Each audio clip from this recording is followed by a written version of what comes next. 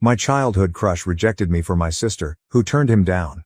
When we started dating, she returned and confessed her feelings. Honestly, I never thought Victor would love me. From childhood, I lived in the shadow of my older sister, Amal. She was beautiful, intelligent, and outgoing, loved by everyone. And me? Just a shy, quiet, and somewhat unremarkable kid. Every time our families gathered, I would only dare to look at Victor from afar. He was always by Amal's side, his eyes full of love. Everyone knew Victor liked my sister, and so did I. I'll always remember the day Victor confessed his love to Amal for the first time when they were both 15. I hid in my room, my heart pounding, both excited and afraid. I knew she would reject him, because she always saw Victor as a close friend. But I still couldn't stop myself from hoping that maybe, just maybe, she would give him a chance. And then, as I predicted, she rejected him.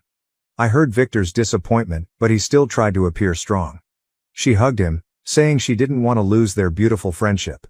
I knew, at that moment, my heart shattered into a million pieces. In the years that followed, I always tried to avoid Victor.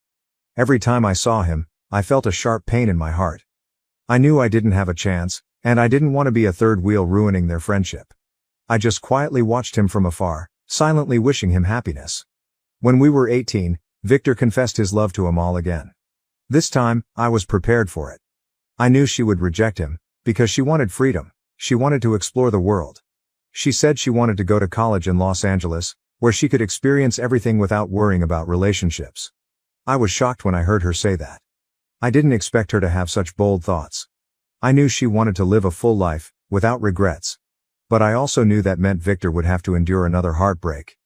I'll always remember the night before Amal left for Los Angeles. Both families gathered to see her off. Victor sat quietly in a corner, his eyes sad. I knew he was hurting, but he didn't say anything. I wanted to go to him, comfort him, but I didn't have the courage. After Amal left, Victor became quieter. He spoke less, smiled less, and always seemed a little melancholy. I knew he was trying to get over the pain, but I didn't know how to help him. A year later, I decided to apply to the university in Pasadena, where Victor was studying. I didn't know why I did it. Maybe I wanted to be near him, even if just as a friend. Or maybe I wanted to prove to him that I could also be successful, that I was worthy of his love. On my first day at school, I was surprised to see Victor. He had changed a lot. He had become stronger, more confident, and more attractive. I felt my heart beat faster when I saw him. He was also very surprised to see me. He asked me why I was here, and I just shrugged. I didn't dare tell him the truth, that I had always loved him, and I wanted to be with him. He invited me to take a tour of the campus, and I agreed immediately. We had a wonderful afternoon together. We talked, laughed, and shared our thoughts. I felt like I had known him for a long time. After that day, we started hanging out together more often. We studied together, exercised together, and explored new things together. I felt myself falling in love with him. I realized that Victor was not just a friend, but also a teacher, a companion, and a soulmate. He was always there for me, encouraging me, and helping me overcome the difficulties in my life.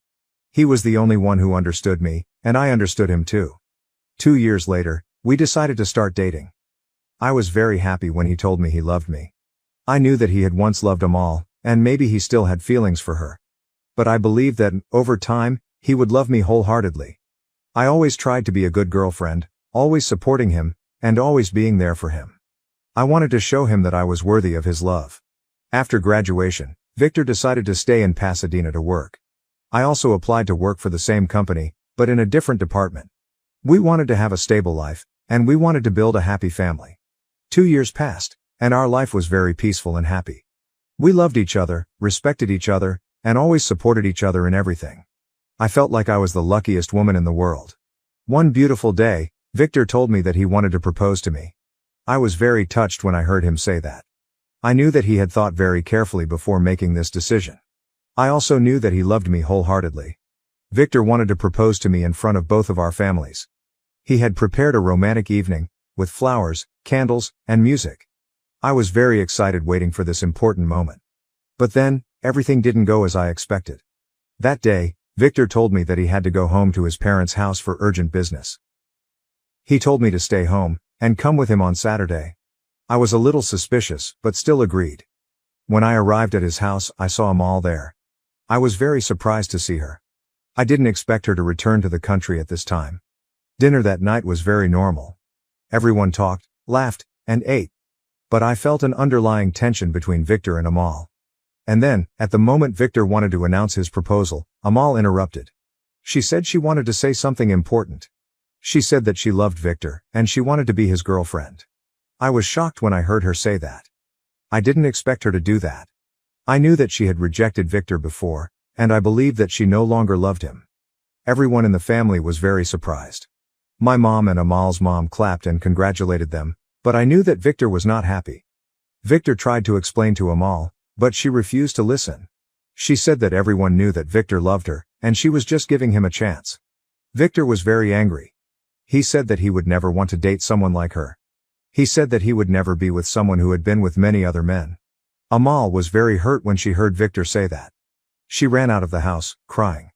My mom and Amal's mom scolded Victor, saying that he was too cruel to her. Victor tried to explain to everyone, but no one would listen to him. My mom said that he was only with me to get revenge on Amal. My dad also said that he had never told them about our relationship, and they didn't believe that he loved me wholeheartedly. I was very hurt when I heard those words. I knew that my family didn't accept our relationship. I also knew that Amal would never let Victor go. I cried a lot that night. I didn't know what to do. I didn't know if I should continue this relationship or not. The next morning, Victor came to find me. He said that he wanted to propose to me immediately. He said that he loved me, and he wanted to spend the rest of his life with me. I was very touched when I heard him say that. I knew that he was trying to prove to his family that he loved me wholeheartedly. I also knew that he was trying to protect me from Amal. I accepted his proposal. I knew that our life wouldn't be easy, but I believed that we could overcome any difficulties if we loved each other wholeheartedly. We went to see my parents to talk. But things got worse. My dad and Victor argued, and eventually they fought. The police came and arrested both of them. I was very scared when I saw Victor being arrested. I knew that he was innocent, but I couldn't do anything to help him.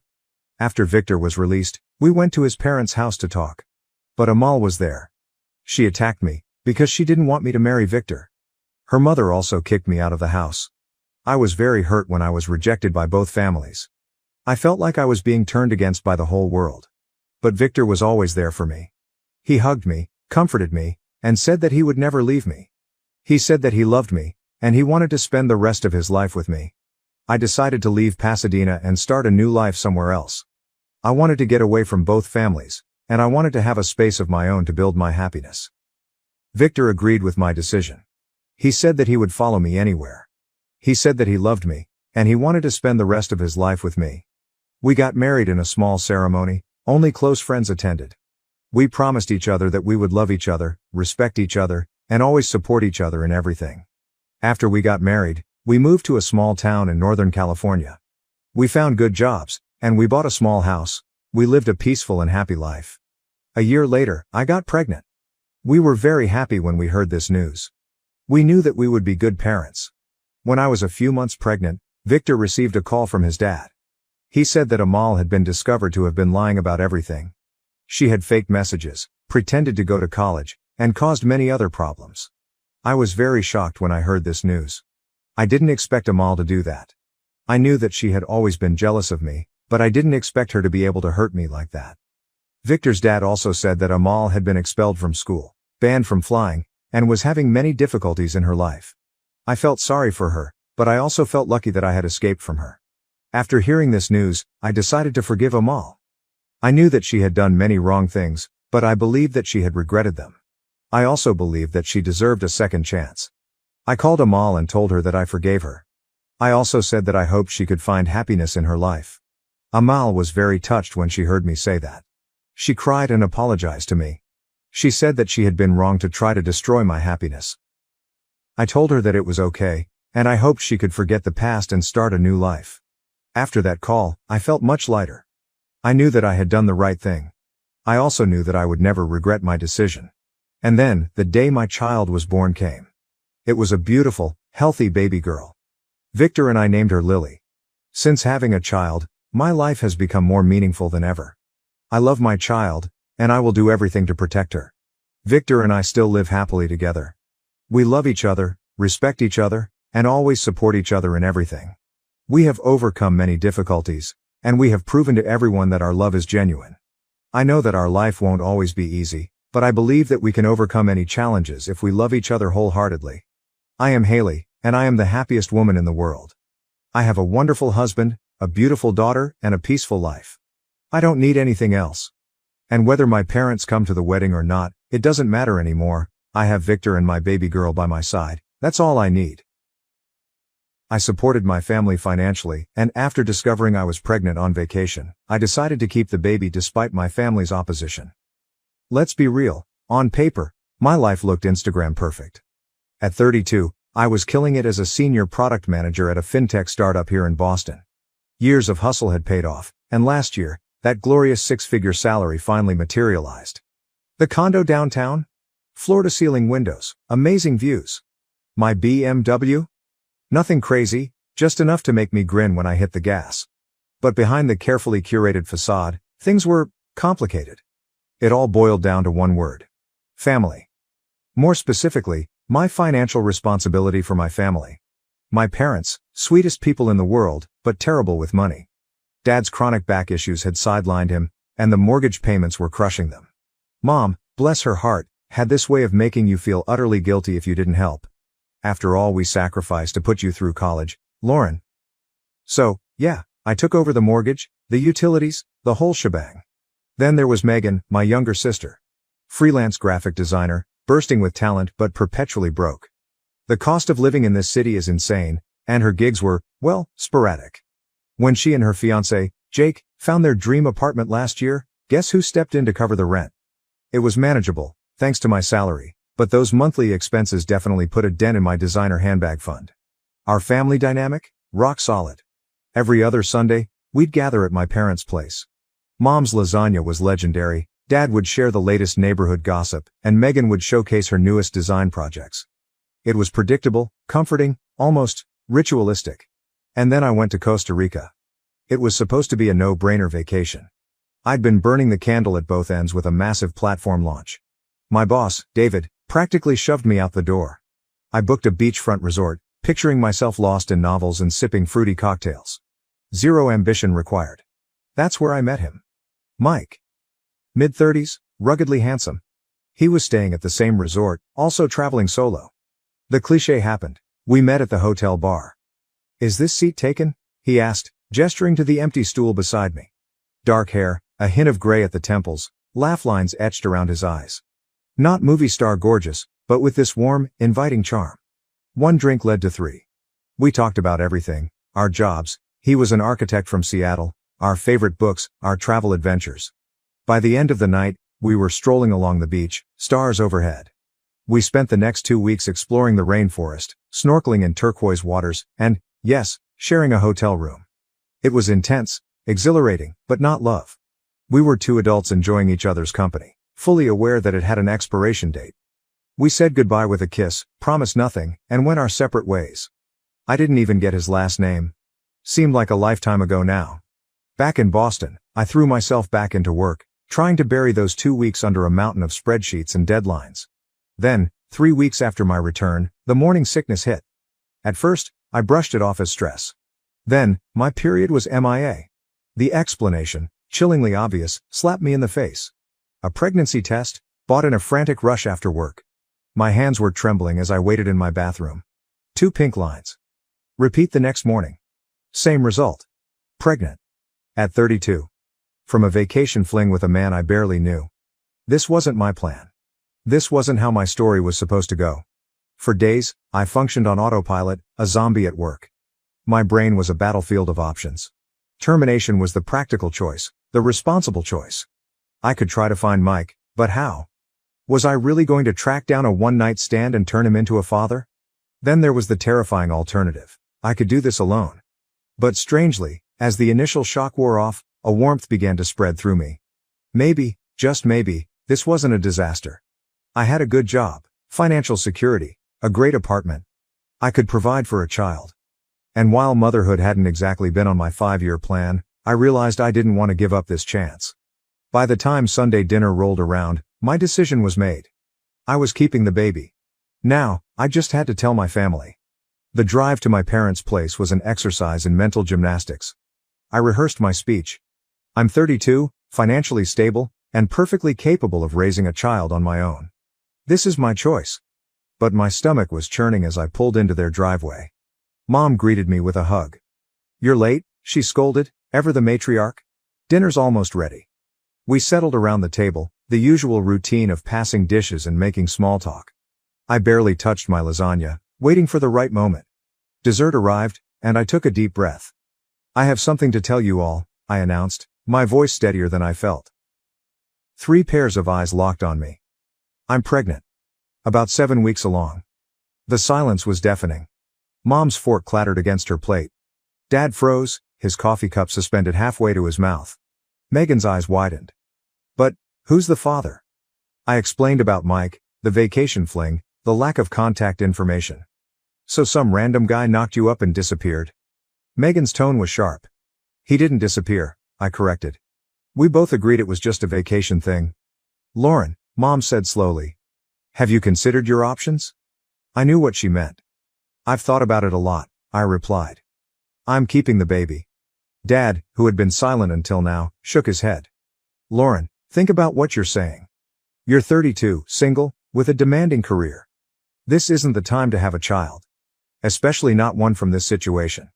"Your father's right," Mom chimed in. "You should get rid of it before it complicates your life." I stared at them, stunned. I'd expected questions, concerns, maybe even disappointment. But this? This immediate push for termination? "What about the father's medical history?" Megan asked. "You don't know anything about him. What if the baby has problems? What if there's something genetically wrong?" "The baby," I said, emphasizing each word, "is going to be fine." "You can't know that," Mom argued. "Lauren, be sensible," Dad added. "This isn't how you planned your life." I stood up, pushing my chair back. "I've made my decision. I'm having this baby. With or without your support." I fled, tears blurring my vision. "They'll call," I told myself as I drove home. "They'll calm down. They'll come around once they've had time to process the news." The next morning my phone rang. It was Mom. "Lauren, honey." Her voice was contrite. "I'm sorry about last night. We were just shocked. You told me to abort my baby. We were concerned, that's all. But you're right, it's your decision. Let's forget about what happened and move forward." I hesitated, then sighed.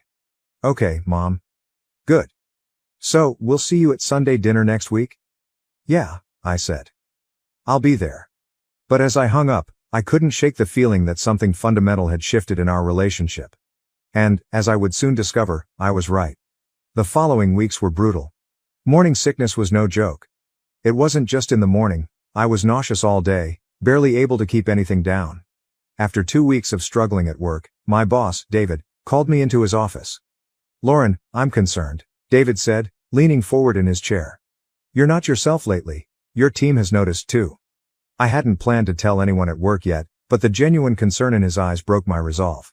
I explained my situation. "I see," he said, nodding slowly. "Well, congratulations are in order then. You need to take care of yourself. Why don't you take some time off?" "I can't," I protested. "I have projects to manage, clients depending on me." "The projects will be here when you get back. Take a few weeks of sick leave if you need to, but get some rest." Eventually, I agreed. With my savings, I could afford a few weeks without the additional bonuses and overtime pay. But as I was calculating my leave, a sobering thought hit me. My family's financial needs wouldn't take a break just because I was pregnant. Mom and Megan visited regularly during my leave. They'd bring groceries or homemade soup, but there was always an undercurrent to their concern. "Still feeling so sick?" Mom would say, fluffing my pillows. "If only you'd listened to us, you wouldn't be suffering like this. It'll all be worth it when it's over." Megan was more direct. "I don't know how you're going to manage alone. Babies are expensive and demanding. And what about all your other responsibilities?" I knew exactly what she meant by other responsibilities. One afternoon, as Mom was fixing tea in my kitchen, she hesitantly brought up finances. "Lauren, your father and I were wondering about the mortgage payment for next month." "Don't worry," I assured her.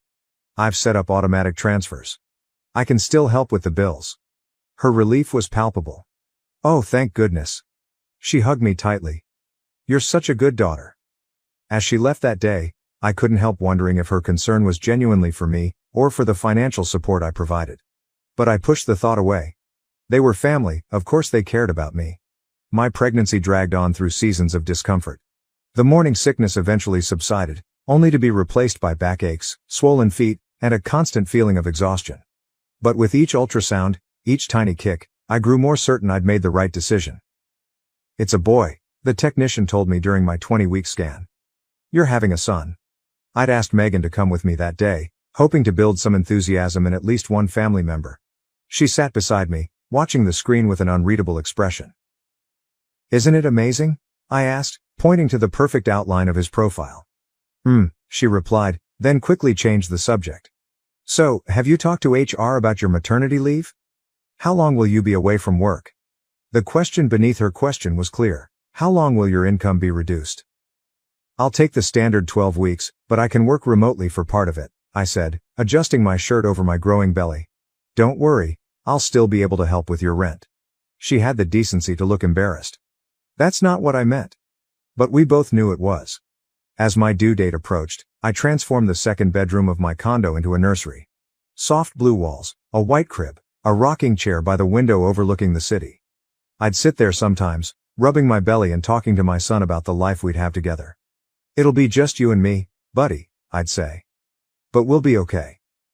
My family's visits became shorter and more perfunctory. Mom would drop by with prenatal vitamins or pregnancy magazines, but she never stayed long. Dad barely came at all, citing his back pain as an excuse.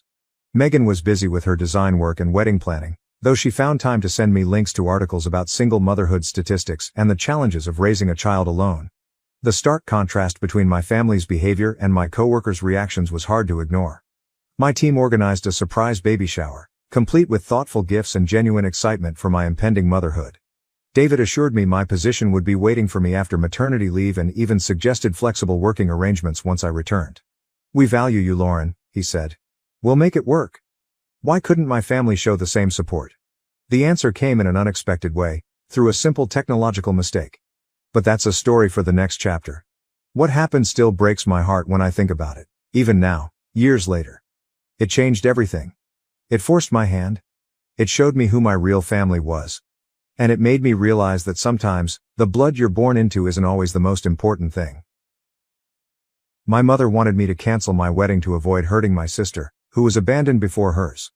I refused and didn't invite them. I'm a 30-year-old woman, correct? And I've been quite excited because I'm arranging my wedding with my boyfriend, who is now my fiancé.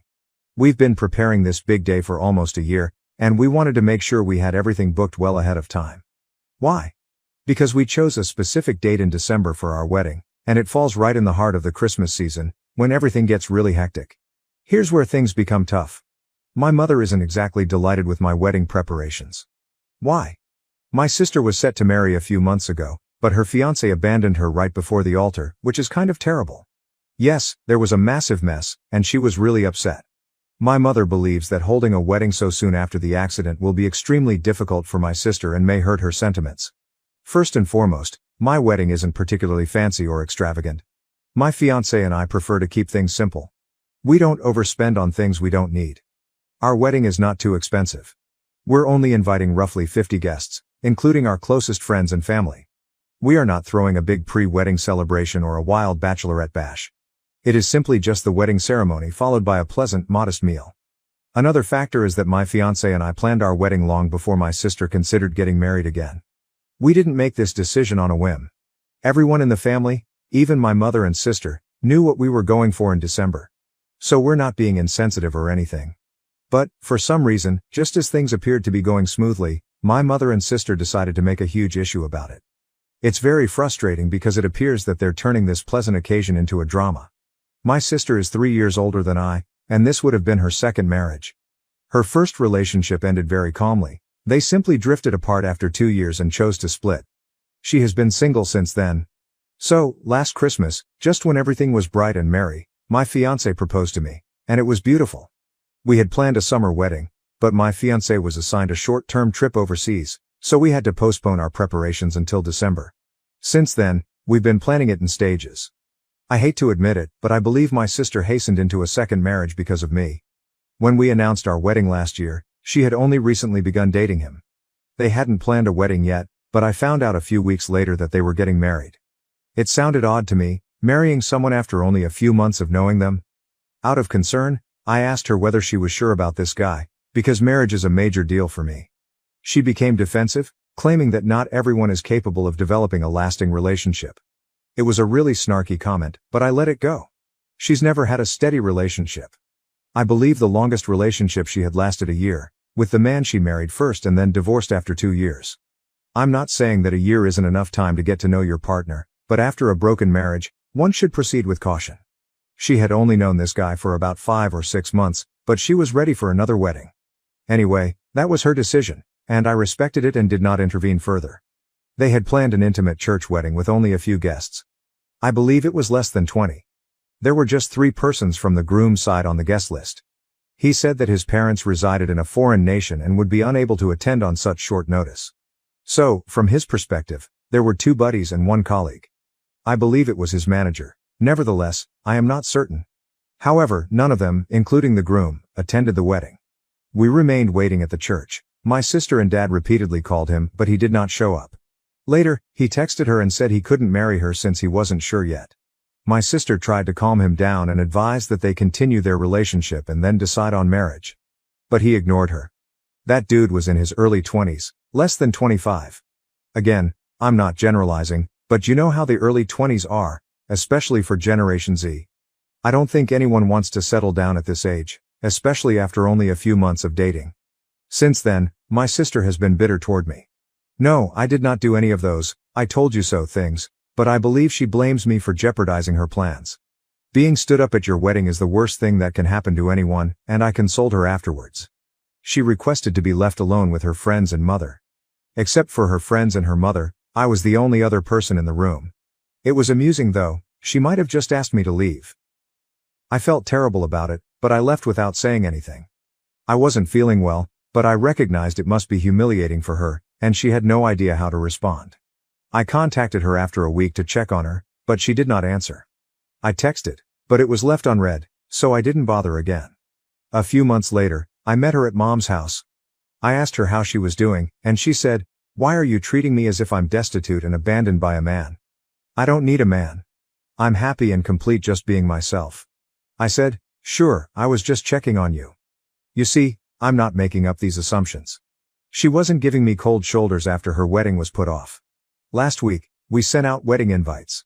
My sister called me. I assumed it was to congratulate me, or something. But she was like, "So, you're getting married in this outdoor venue?" I answered, "Yes." She said, "Cool," and then hung up. I was baffled until I received a call from my mother the following evening. She urged me to tone down the wedding since it was upsetting my sister. Toning down means canceling the venue and marrying at a church or at the registrar's office with 36 individuals on both sides. I informed her that we had been planning this for over a year and that she was well aware of the plan. So why would she suddenly have an issue with it? She said that it was because my sister had been standing up at the altar, and it would be inappropriate for me to have such a grandiose wedding within a few months. I told her that we had already paid for the majority of the wedding expenses, including the venue, food, and decorations. Not only had we paid the minimum booking amount, but nearly 60% of it. I tried to make her understand that modifying the plan would result in a tremendous loss. Canceling the venue would result in a significant financial loss for us. All booking fees for the venue, decorations, and caterers are non-refundable. Hearing me moan about the loss, she urged that I cancel the wedding. I was at a loss for words. How could she ask me to cancel the wedding? She stated, "Actually, that is the better way to respect your sister's feelings.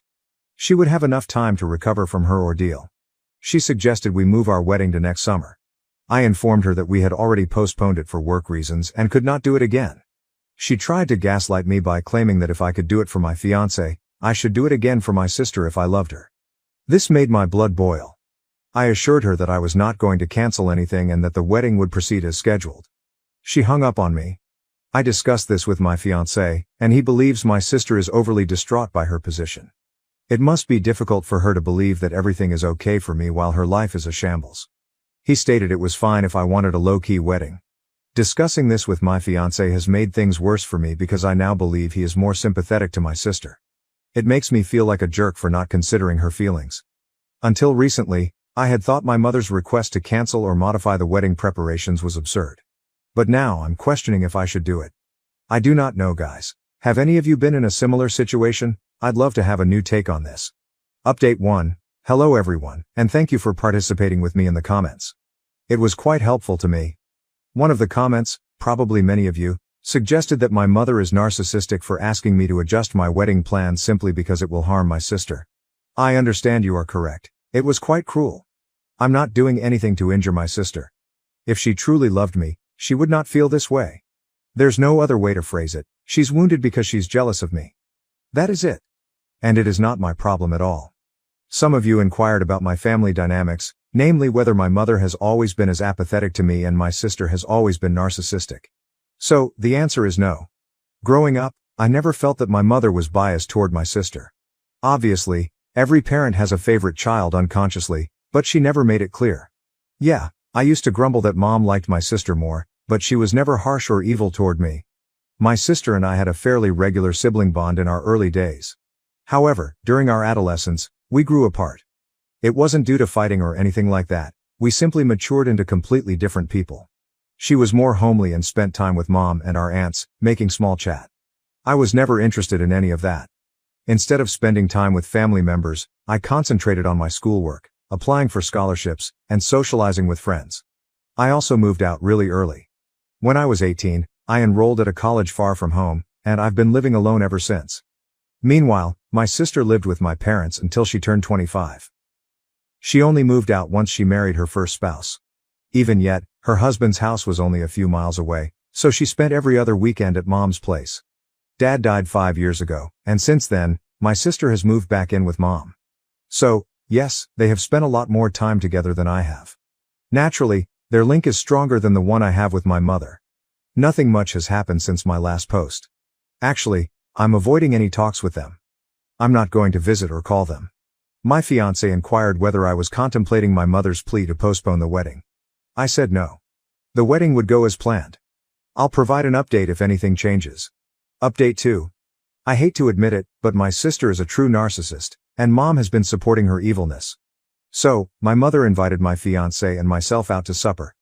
I didn't feel very well about it. Before that invitation, she contacted me to inquire about the wedding preparations. When I gave her updates, I got the impression she wasn't even interested. It was more like, "Are you still doing that?" Then she interrupted me and asked, "Why don't you come home? We can sit and discuss." I was perplexed by the entire sit and talk thing, but she explained that she only meant a general catch-up. I refused to go since I didn't like how she treated me. But last week, she called my fiancé to formally ask us to supper. He asked if she had a special event or anything she wanted to discuss. But she replied there was nothing special, she just wanted to serve us some home-cooked meals. He couldn't refuse, so we had to comply.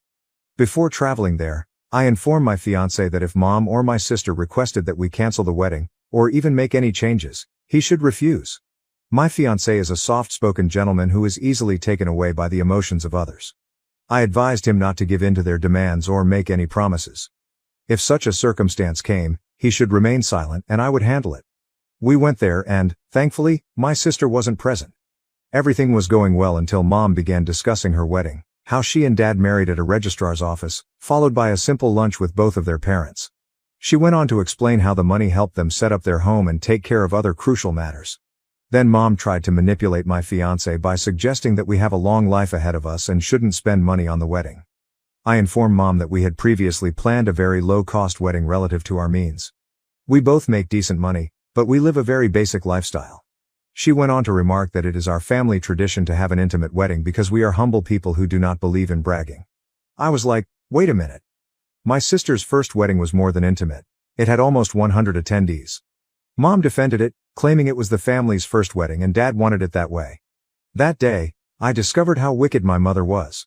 She began sobbing, expressing her gratitude that dad was able to organize and see at least one of his daughter's weddings. She went on about how much she misses him at all family gatherings. My fiancé hugged mom to comfort her. I motioned for him not to be taken away by her weeping. He was a little annoyed by my stiffness. My mother almost convinced him, and he said, "Sure, yeah, we'll take care of it. You don't care about things like that." My sister stepped in just then, and oh my God, her bitterness knows no bounds. She rushed to console mom, telling her that she would always be there for her and that, unlike others, she would respect and follow her decisions.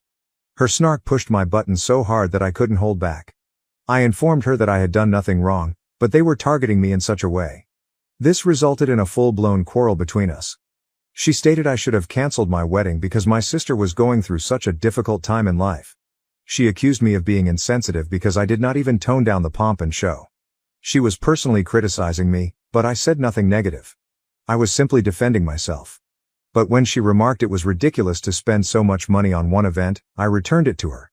I answered, yes, it is just one event. However, it is the most important day of my life. And, unlike others, I intend to have it once in my life. She quickly realized I was referring to her 2 weddings. I understand, it was cruel and mean. But, Guy, I was over her personal insults. For months, they've been calling me selfish and pretentious. I'm done being the good and bigger guy. I'm just finished. Now, I enjoy being the devil. If they actually cared about my happiness, they would not be upset to see me marry. They're just jealous of me. Not to mention that my statement made the situation worse, and my fiancé had to intercede and drag me out of the house. While departing, I exclaimed that the wedding would go forward as scheduled, and if there was a problem, they could skip it. That happened yesterday, and I'm still seething as I write this update. I'll tell you, you can deal with all the injustices in the world, but narcissism from your own family is the most difficult to deal with. Update 3. Thank you, everyone, for your support. I apologize for the rambling in my last update. I was filled with rage and didn't know how to express it. But thank you to everyone who messaged me and commented. That actually calmed me down. Okay, I've got quite an update this time. I am getting married next week, and we are proceeding with our original intentions. That is the good part.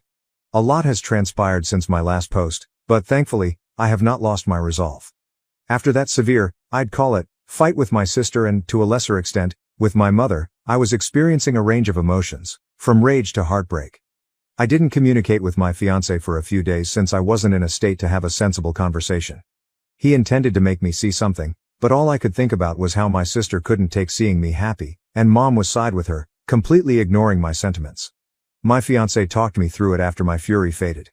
He proposed that we change the setting to a church and cut down on our family. He believed that my sister was most concerned about the extended family attending the wedding and discussing her shame at the altar.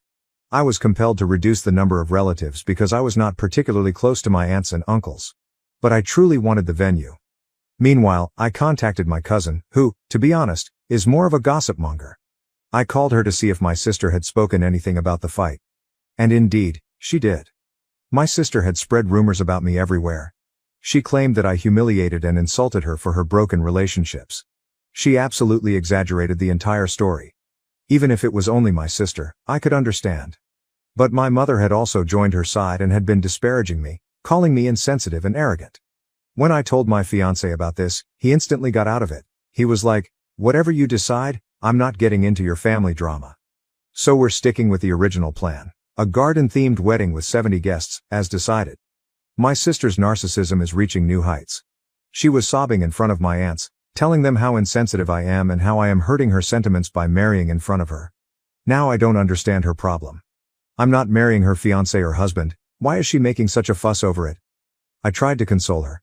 I urged her to feel happy for me. When this technique failed, she began encouraging everyone to boycott my wedding so that I may learn the importance of respecting the feelings of those close to me. When I found out about it, I emailed both of them and told them they were no longer invited to the wedding.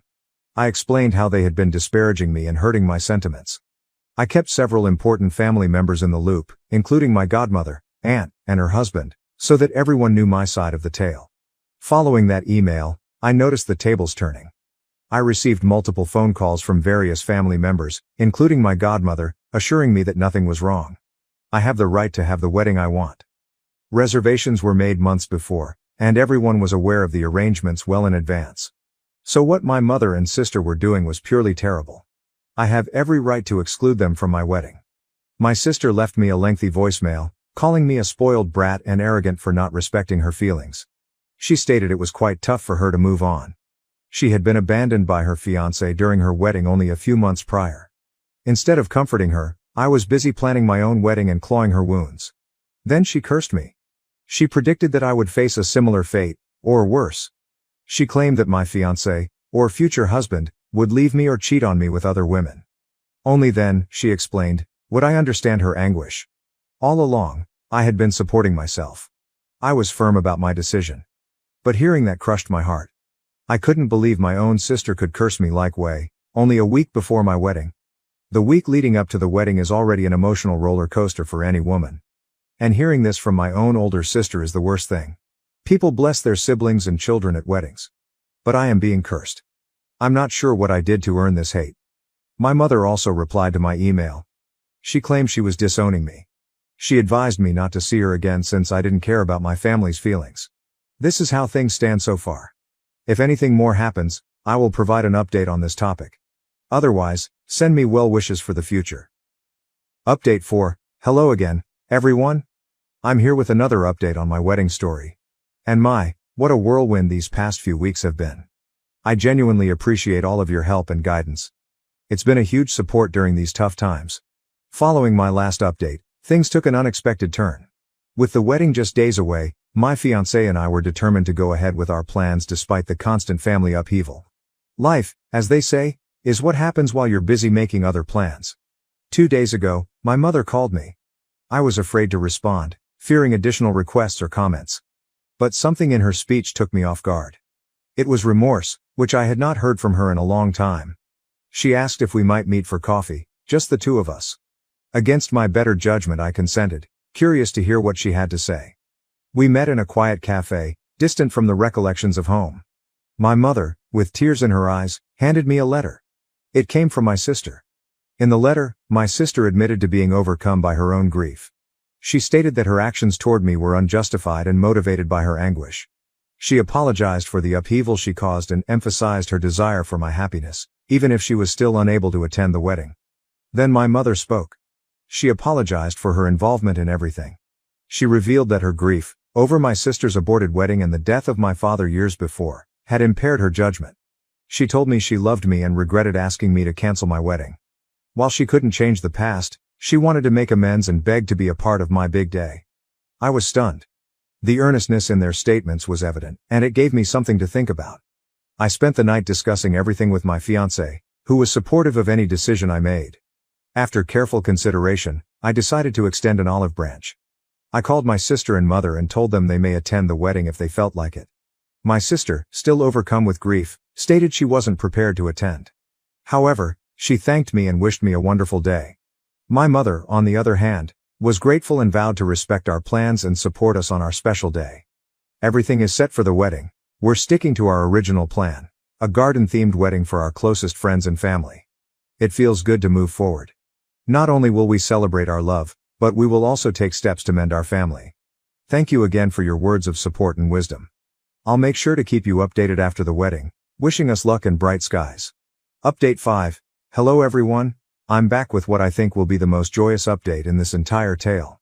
Our wedding day has come and gone, and it was a celebration that not only represented the start of a new chapter with my husband, but also the mending of old scars in my family. Thank you all for your nice thoughts and useful advice along the process. Our wedding day began bright and clear, a wonderful December morning, with a sharp cold in the air, promising a lovely winter wedding. The garden site was converted into a magnificent setting with white and gold decorations, shimmering fairy lights draped around the trees, and brilliant winter flowers that provided a pop of color against the tranquil white backdrop. The wedding was small and intimate, attended by roughly 70 of our closest friends and family. As I walked down the aisle, my fiancé's face was filled with genuine love and excitement, which I will cherish for the rest of my life. Our vows were genuine and emotional, reflecting our journey together and the future we envisage. Throughout the exchange, there was hardly a dry eye. Even my usually reserved fiancé shed a few tears. Suddenly, midway through the reception, my mother took the microphone. My heart skipped a beat, expecting the reappearance of old frustrations. However, what followed was a genuine speech from her, in which she acknowledged previous mistakes and expressed her joy for us. She shared anecdotes from my childhood, which elicited gentle laughter from the audience. She ended by expressing how proud my father would have been to see this day. It was a significant healing experience for all of us. Later in the evening, the dance floor was open, and the atmosphere was charged with excitement. I danced with my mother, which I had not thought was possible a few months ago. We didn't say much, and we didn't need to. The dance conveyed it all. My friends and family mingled, danced, and celebrated, forming new happy memories. Although my sister was not present, Her presence was felt through the beautiful bouquet she sent, along with a heartfelt message. I kept the flower near the family photos we exhibited to symbolize her role in the day. It was a heartbreaking reminder that healing takes time, and everyone's journey is unique. The reception offered a cozy, tasty winter-themed meal with comfort dishes that warmed everyone despite the cold weather. Our caterer did an excellent job presenting seasonal dishes, and the warm apple cider was a big success with the guests. As the evening came to a close, we launched lanterns into the sky, symbolizing the release of old grievances and the illumination of new aspirations and dreams. Watching them sail up into the starry sky, accompanied by cheers from our loved ones, was a magical way to close a wonderful day. Now, as we get back into our routine and think about our wedding, I'm filled with gratitude. This occasion was more than just the wedding of two people. It was about the reconciliation and healing of a family ripped apart by misunderstanding and pain. Moving forward, I wish to mend relationships and create a future filled with love and understanding. Thank you everyone again for your support and for keeping up with my posts.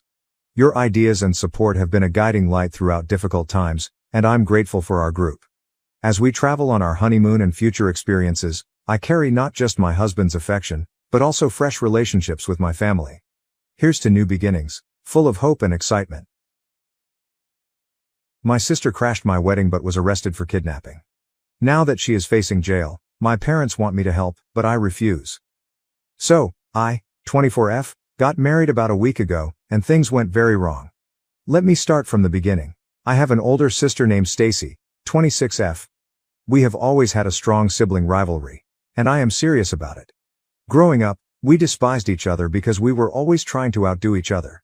We never got along, and as we grew older, we continued to despise each other.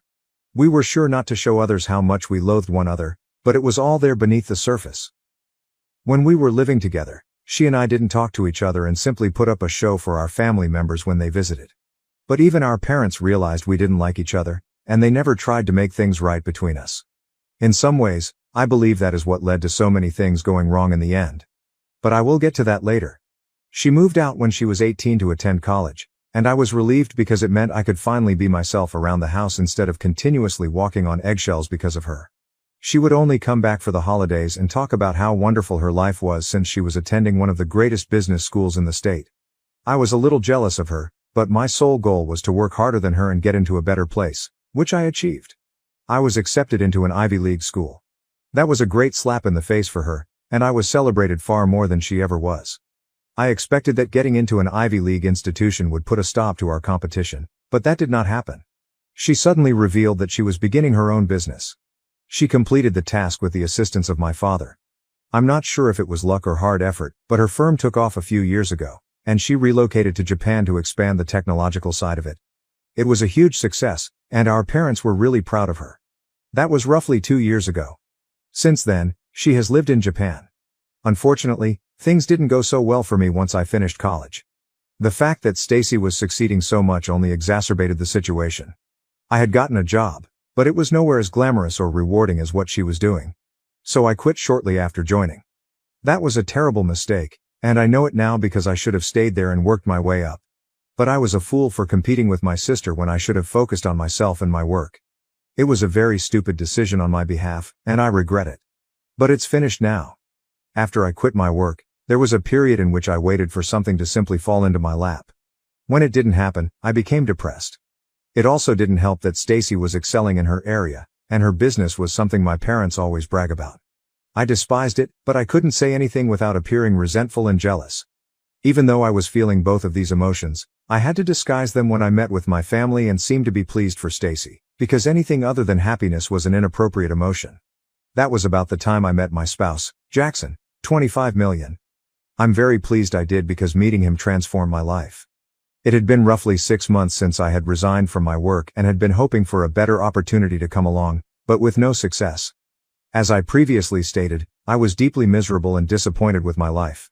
So I downloaded a dating application. I wasn't really searching for something serious, I just wanted to meet people and use it as a way to distract myself from how horrible things were going for me. I was trying to pay rent and buy basics for myself. I had to rely on my parents for money. They'd send me money every month. I also had some money saved from when I was working, but it wasn't enough, and I was struggling to pay my bills. My parents would bail me out, and I would promise them every month that I would return all of their money as soon as I could. I could always sense displeasure in their tones, which drove me insane because I knew I wasn't doing my best. It was really difficult for me to accept the fact that, at the time, Stacy was faring better than I was, and I was a tremendous disappointment to my parents. So I was utilizing dating apps and going on random dates with men I didn't even like, all to distract myself from my feelings. For a while, it worked. I went on a few dates over the course of many weeks with individuals who were solely interested in hooking up. It was basically casual. However, that changed after I paired with Jackson. He was an extremely interesting guy to talk to at first, and he checked all of my boxes. He had also received straight A's in school. But after graduating from high school, he attended culinary school and was working in a restaurant when we met 2 years ago. He was humorous, engaging, and had the perfect amount of machismo. But at the time, I assured him I wasn't seeking something serious. When he asked me out on a date after nearly 2 weeks of talking online, he said he was seeking something serious and did not want to be in a casual relationship. He was dating to marry. I appreciated how honest and open he was about his feelings, so I decided to give it a shot, not knowing what was in store for me. I went out with him after agreeing on a first date to see how things went. And it went extremely nicely. It felt like we'd known each other for years. I think it was the best date I've ever had. We had a great time, and with him, I didn't feel like I was trying to prove anything. That was the first time I'd ever felt that way around other people, so it was a refreshing change. Our talk flowed easily, and we just clicked. I'm not sure what changed, but I decided to give our relationship a proper shot. We went on several more dates. But after only 3 months together, I discovered that I was pregnant. At the time, all I was concerned about was how Jackson would react to it. Within the first few weeks of our relationship, he had learned almost everything he needed to know about me. I had told him everything about myself and my family, including how I had spent my entire childhood competing with and trying to outdo my sister. But being with him inspired me to be a better person, a person of my own. He already knew everything about me, and I believe I knew everything about him at that moment. In reality, he was the one who pushed me to get out of my depressive state and actively seek a job rather than waiting for something to come to me. So I ended up returning to my previous position at the company from which I had resigned. And I believe that was one of the best moves I've ever made. By the time I discovered I was pregnant, I had been working for over a month and things with Jackson were going well. I was just concerned about his reaction to the news. Most people would believe it was too soon and withdraw from the relationship because they were terrified. But deep inside, I genuinely wanted the baby. It simply felt perfect. I can't put it into words, but I just felt prepared to be a mother. To my surprise, when I told Jackson about my pregnancy, he was very supportive. He informed me that it was my body, therefore I could do anything I wanted, and that he would support me regardless of what I did. When I told him I wanted to keep the kid, no one was happier than him. He explained that he had wanted me to keep the baby because he believed he was also ready. Even though we were young and had only been together for 3 months, he told me he didn't want to seem insane or come across as overly powerful, so he left it up to me. But my decision had made him the happiest guy alive. We agreed that despite the fact that we were expecting a kid, we would wait to get to know each other better before marrying. It was decided. We pushed ahead with the pregnancy, and a few weeks later, we discovered that we were having twins. That was another huge surprise, but we dealt with it. He moved in with me soon after we learned about the pregnancy and introduced me to his parents around the same time. His parents were quite lovely, and they appeared to love all of their children equally, without ever pressuring them to compete with one another. It appeared to be a healthy family, and it was the first time I had seen how one worked because I had never experienced it firsthand. However, I was hesitant to introduce him to my family because I knew my parents wouldn't approve of my life choices. I was a talented student with a promising future, but I had opted to have children with a man I had only known for less than a year. I'd even moved in with him. Any parent would disapprove of this, and I knew my parents would probably lose their minds. So I kept putting it off until I started to show, at which point I realized there was no way to hide it. I organized a meeting with them when I was 4 months pregnant and decided to tell them everything. I invited them over to my house and had Jackson present for moral support. They knew I had been dating Jackson for a time, but they had no idea I had been living with him, or that I would soon be the mother of his children. When I informed them about it, I anticipated them to get angry and yell at me, but they responded in an unexpected way. They truly appeared to be delighted for me. They were overjoyed and hugged me, congratulating me on my pregnancy. And when I informed them I was having twins, my mother nearly collapsed with joy. It was an unexpected reaction, but I was relieved that they were not upset with me.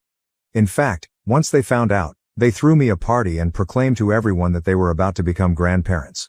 I also informed them that Jackson and I did not want to marry solely because we were having children together.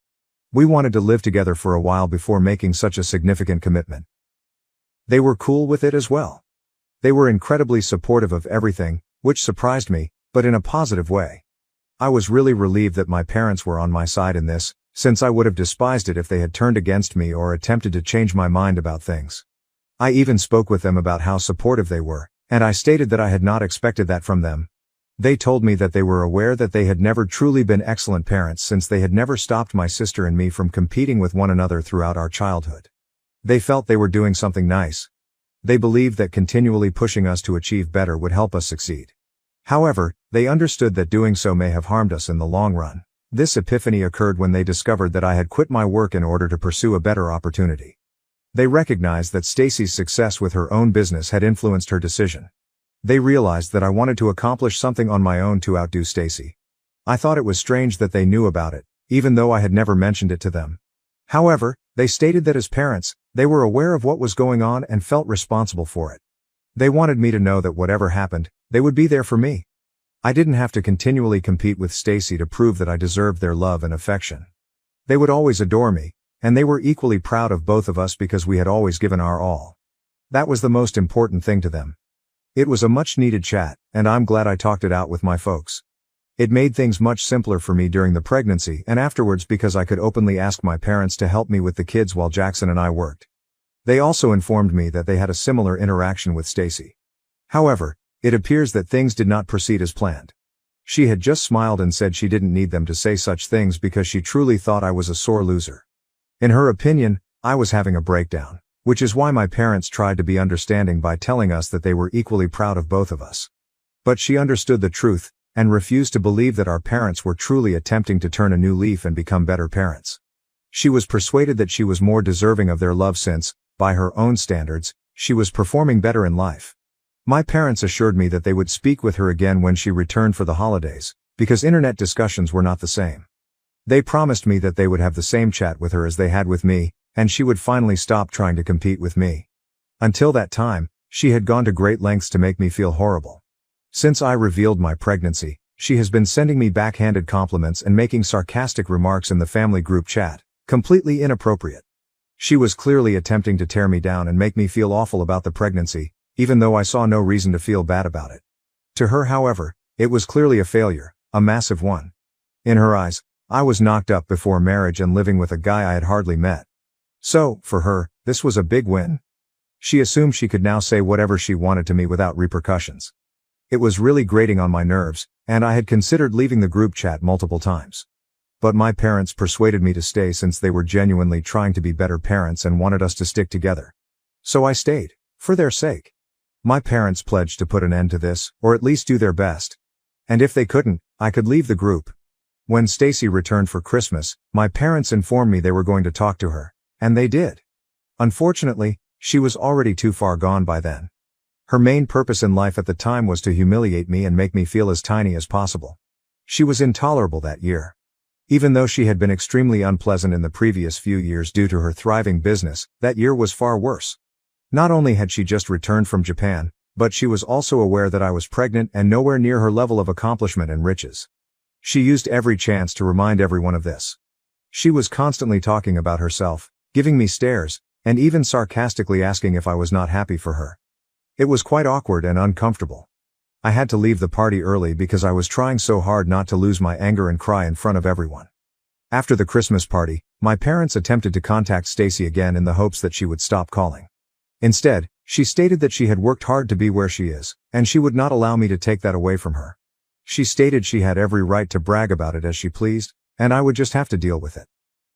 That was when I decided to cut ties with her.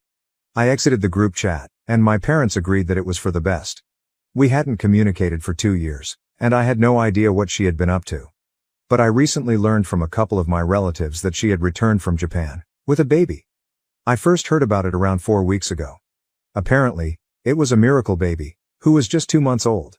My parents told me that they had had multiple video chats with her before she returned, and they had never detected anything, not even the faintest indication that she was pregnant. She explained that she wanted it to be a surprise for everyone. She stated she had recently become a mother and had married in a secret ceremony only a year before. Now she was ready to discuss it. The timing was nothing short of suspect. Almost everyone in the family thought I was going to marry around the same time. But now, thanks to her, everyone is only talking about her marriage and daughter. She stated that her husband remained in Japan due to a heavy workload and was unable to make it. But she had returned with her daughter because she wanted her family to meet her. I couldn't let something like that bother me since I was getting married and it was meant to be a lovely time. So, even after she returned, I continued to avoid her. Unfortunately, it didn't matter because she managed to spoil my wedding. She showed up on my wedding day unannounced. Just after the ceremony, I noticed her among the guests. I nearly flipped out. But Jackson and my folks helped me relax. Apparently, she had snuck in, and making a disturbance would only play into her hands and make my wedding all about her. As long as she wasn't actively causing problems, we decided to let her stay and deal with it later.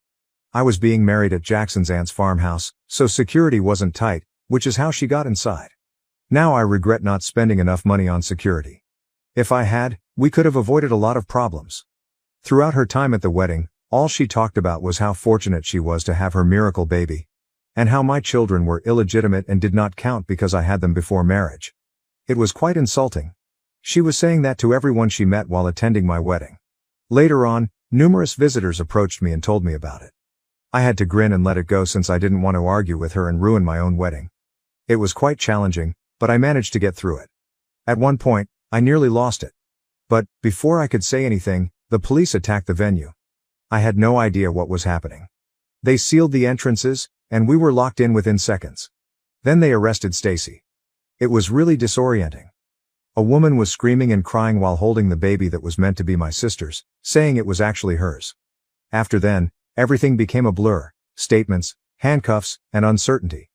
It was not until much later that we realized what had transpired. The baby had never been Stacy's.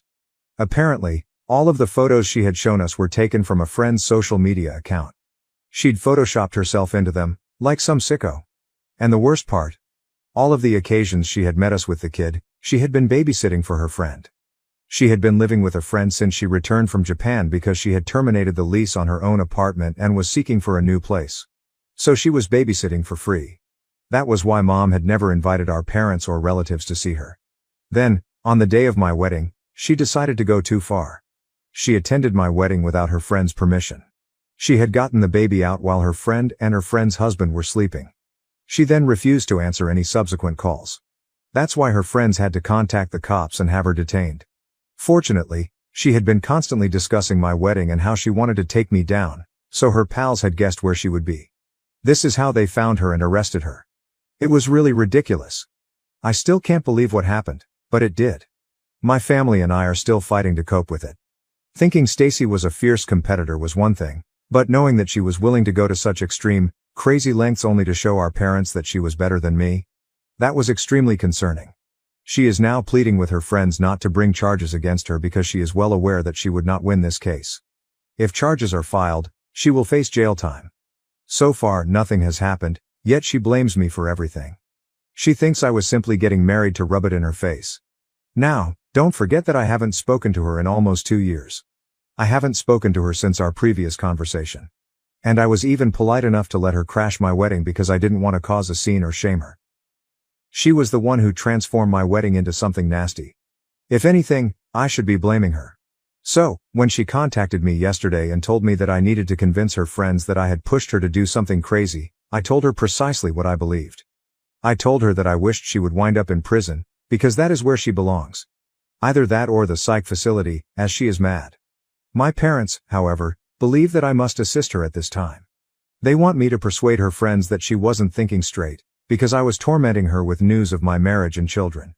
That way, they may not file charges against her and have her detained. So far, the matter has become slightly more problematic because she had been living with them and babysitting the infant. The police have yet to figure out what to do about it.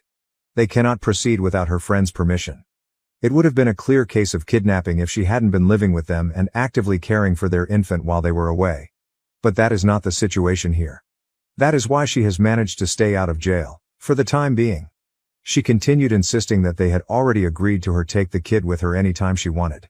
But there's no way to corroborate it yet, so she's not in big trouble. All we need to do is persuade them not to file charges. But I am not sure I want to do it. I don't believe she deserves any assistance from me, of all people. But my parents believe it would be bad of me to turn my back on her. So, am I a bad person for wanting my sister to go to jail? Update 1. Okay, I've chosen to cut connections with my entire family, including my parents. Yes, they were quite useful during my pregnancy and after the baby, but I'm done with them now. I believe I will require some time alone. Whether they are supportive or not is irrelevant to me right now. I simply want to be with my husband and children. Period. And I can't do it if I continue to get caught up in their drama. So I'm withdrawing myself from the issue since it's causing me mental distress. I am grateful to my parents for everything they did once I revealed my pregnancy. But really? I am so tired of everything. As for Stacy, I think it's clear why I don't want to aid her. She does not deserve my help. She dug her own grave so she could get out on her own. Jackson thinks I'm making the proper decision. Yes, that's it. Update 2. So, I recently heard from a couple of my family that Stacy is in serious difficulty. Her pals have officially chosen to seek charges and take this thing further. So far, Stacy has claimed that she has her friend's permission to take the kid whenever she wants. But that will be extremely tough to show in court. Given her behavior during the wedding and how she had been claiming the child as her own, I can't see how she can get out of this. It's upsetting, but really? I cannot say I am surprised. I'm also not speaking with my folks right now. And I don't think I will until they admit that what I did was correct, and that they apologize for asking me to help her. That's a lot to ask, but I don't want to speak with them until they understand how terribly they messed things up for Stacy and me as children. They must acknowledge that this is partly their fault. Update 3. Hi, so, Stacy is now on trial. We don't know what will happen to her yet, but if she is convicted, she may face up to 5 years in jail. She is mentally unstable, which could result in a lower sentence. Anyway, that isn't our business. Jackson and I are still going on our honeymoon. We're going to try to make amends for our horrible wedding. I can't ask my parents to babysit because we still don't communicate. So we'll have to ask Jackson's parents to watch our kids while we're gone. But it'll just be for 2 weeks, so it's not too long. I'm simply hoping my honeymoon is better than my wedding. And honestly, I have a feeling it will happen. Because this time, it will be just me and Jackson. My sister tried to reunite me with my ex for years, even ambushing me while pregnant. I cut ties for my family's safety. I began dating my brother's best buddy when I was 16. We were dating until I graduated high school, and when he proposed, I turned it down. There was a lot of drama, with my family urging me to reconsider because we may have a lengthy engagement or reunite later. My connection with my brother, 36, was strained for a while, but the one with my sister, 32, never recovered. She was sure that my ex was the best person for me, and it got terrible when she began dating my ex's brother. My siblings invited my ex everywhere, even family gatherings. I remained silent because he was also their buddy, but things got out of hand when my sister insisted on us reconciling. She tried everything, from setting up blind dates to forcing us to share a room over the holidays. Regardless of the event, my ex was always invited. I eventually had enough and asked my parents to intervene. They were honest with my siblings and stopped inviting my ex so frequently. My sister, unlike my brother, did not back down. It all came to a head when I met my spouse on a semester abroad. He was from a different university but the same country, and we simply clicked. It was beautiful, and we got engaged after a year together. Except for my sister, the rest of my family was pleased for me. She kept telling me that I was in the honeymoon phase and would grow out of it. Despite numerous confrontations and attempts to reunite with my ex, I warned her that if she did anything else, I would cut her off totally. My sister made me maid of honor for her wedding and planned for me to spend all of my time with the bridal party, which included my ex. She even set up one of her friends as my husband's date. We only learned this at the reception, when the unfortunate girl attempted to make a pass at my husband. My sister said that was fine because we weren't married yet and could explore things with other people. I left the party. The next day, I told my parents and brother that, while I wouldn't force them to pick, I would not speak to my sister again. If they attempted to mend our relationship, I would also cut off communication with them. My father and brother backed my decision, but my mother was upset and attempted to compromise. She stopped after 2 attempts. I have not spoken with my sister in 6 years. She's tried everything, from gifts to tantrums, but I refuse to participate. At family gatherings, I pretend she doesn't exist. Initially, she made sarcastic remarks or attempted to generate drama, but since no one supported her, she quit up. She had a meltdown when she realized she had been invited to my wedding but would not be participating in any preparations. My brother has expressed regret for putting up with her antics for so long, and his relationship with my ex has deteriorated. They still talk, but they're not as close as before. My mother's birthday was a few weeks ago, and I finally confirmed that we are expecting our first child. This is not the first grandchild, but it is the first granddaughter. Everyone was delighted, except my sister. My mother noticed her reaction and invited me around for tea a few days later. My instincts told me not to go, but I wanted to be positive. The first thing I saw when I arrived was my sister's automobile. Upon entering, I noticed my sister, her husband, my ex, and my ex's mother. They had planned an intervention, accusing me of using a childish tactic to ignore my sister for too long. My ex tried to defend his previous behaviors by calling them romantic, but his mother claimed I was hurting my sister, who only wanted the best for me. She apologized on my sister's behalf and insisted that I forgive her. As they chatted, I secretly texted my father, brother, and husband for assistance, staring at my mother in bewilderment. Then my brother-in-law had the guts to call me hurtful and insist on acting like an adult, because I was going to give birth to a baby. My mother started reading a letter about how upset she was that her daughters were not close.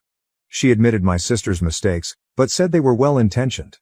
My sister responded with her own sorrowful letter, essentially repeating what the others had said. I didn't say anything till my brother came, apparently enraged. He took my belongings and expressed anger and disappointment. We sat in his car until my father and husband arrived. My brother continued to apologize as I sobbed uncontrollably. After leaving, I wrote an email to everyone involved, except my mother, containing my lawyer's contact information and explaining that I no longer wanted to be contacted. I warned that any additional efforts would result in my contacting the police. Nobody has approached me personally, but my father has said that my mother and sister are hysterical. They aim to make things right, with my sister even suggesting that she become involved in my baby's life, potentially as a godmother. My father is currently staying with my brother, and they both completely support me. However, some family members disagree with my decision. Some mutual acquaintances have even contacted me to express their concern for my sister, who is spreading accusations that my husband is keeping me away from my family. To clear the air, I wrote a public post outlining all that had happened.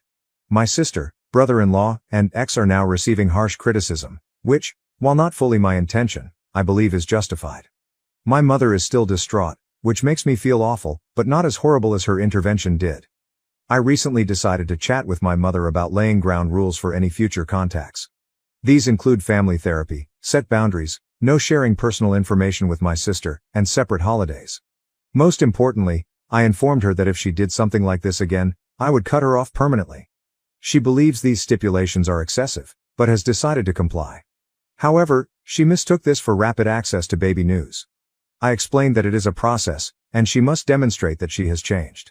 My father and brother refused to speak with my sister and continue to apologize for not intervening sooner. I forgave them because they demonstrated growth.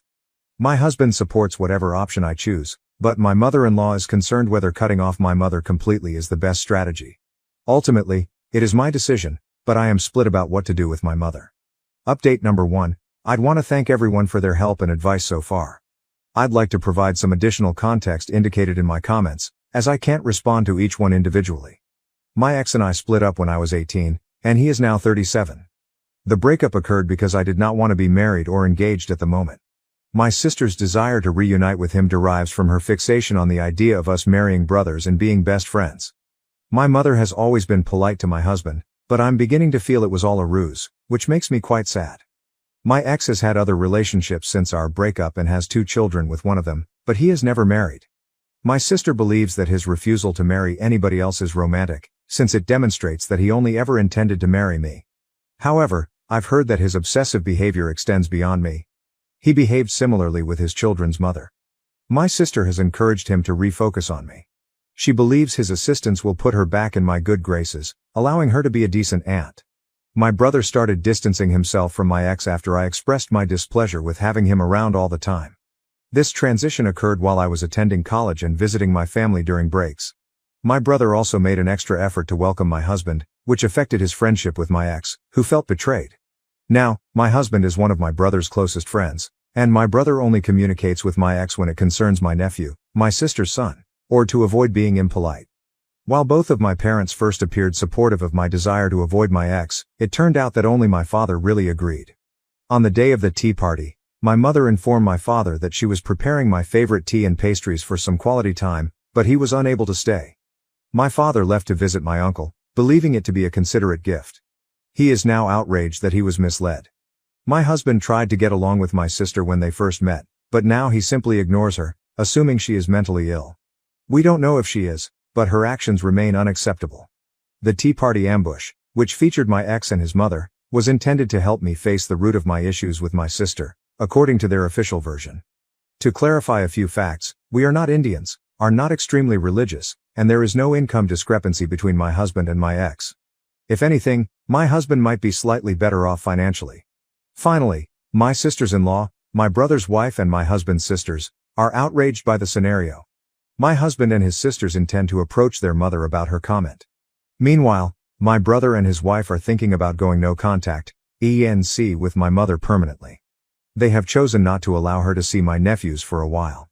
The more I think about it, the more I believe I'll have to go to North Carolina with my mother for my child's sake. My husband is devastated by the possibility that all of her previous contacts with him were fabricated, but he is even more unhappy that she made me cry and doubted myself as a nice person. While there are still numerous conversations to have with my family about my mother, I have decided to seek a restraining order against my sister and my ex. Semi-update. I spoke with my mother, but she insists she knows best. She labeled me a nasty person and stated that she would pursue grandparents' rights or even custody. While I know none of what she said is true, I was still concerned, so we sent her an official letter about it. My father has recently moved out of their home permanently, telling her that he could not accept her tormenting her own child. My brother and his wife have also agreed to travel to North Carolina with her. I realize this may appear abrupt, but I believe I underestimated how much sorrow I felt following the intervention. Afterward, my husband spoke with everyone, urging them to think seriously about what they valued, but he made it plain that we would not raise our child in a toxic environment. It's one of the several reasons I adore him, reason number 3271, to be specific. My spouse has been saddened by my mother's deception and has determined never to give her anything again. My husband and his sisters also spoke with my mother-in-law about her comment, explaining why it was unacceptable. Fortunately, she is a compassionate and caring individual who comes from a supportive family, so she took their concerns seriously. Meanwhile, my father and brother continue to apologize for any part they played in the incident. My father is still in astonishment that things have progressed to this degree, describing it as unreal. Regardless, they are completely supportive of me and have committed to assist me in fighting any bogus attempts made by my mother and sister. Update 2. I'd like to thank everyone for their beautiful messages and encouraging words. Things are both wonderful and dreadful right now, but I'm trying to remain optimistic. My brother and his wife sat down with my nephews and explained that Grandma was ill and had attempted to harm Auntie, me, and their younger cousin. They informed the boys that Grandma would no longer be a part of their lives, but assured them that she still loved them. It was a difficult topic, but the children were intelligent and understanding. They also learned that my sister is no longer a part of their life. The boys didn't appear to care since they already detested her, not only because of my circumstances, but also because she hasn't been very nice to them.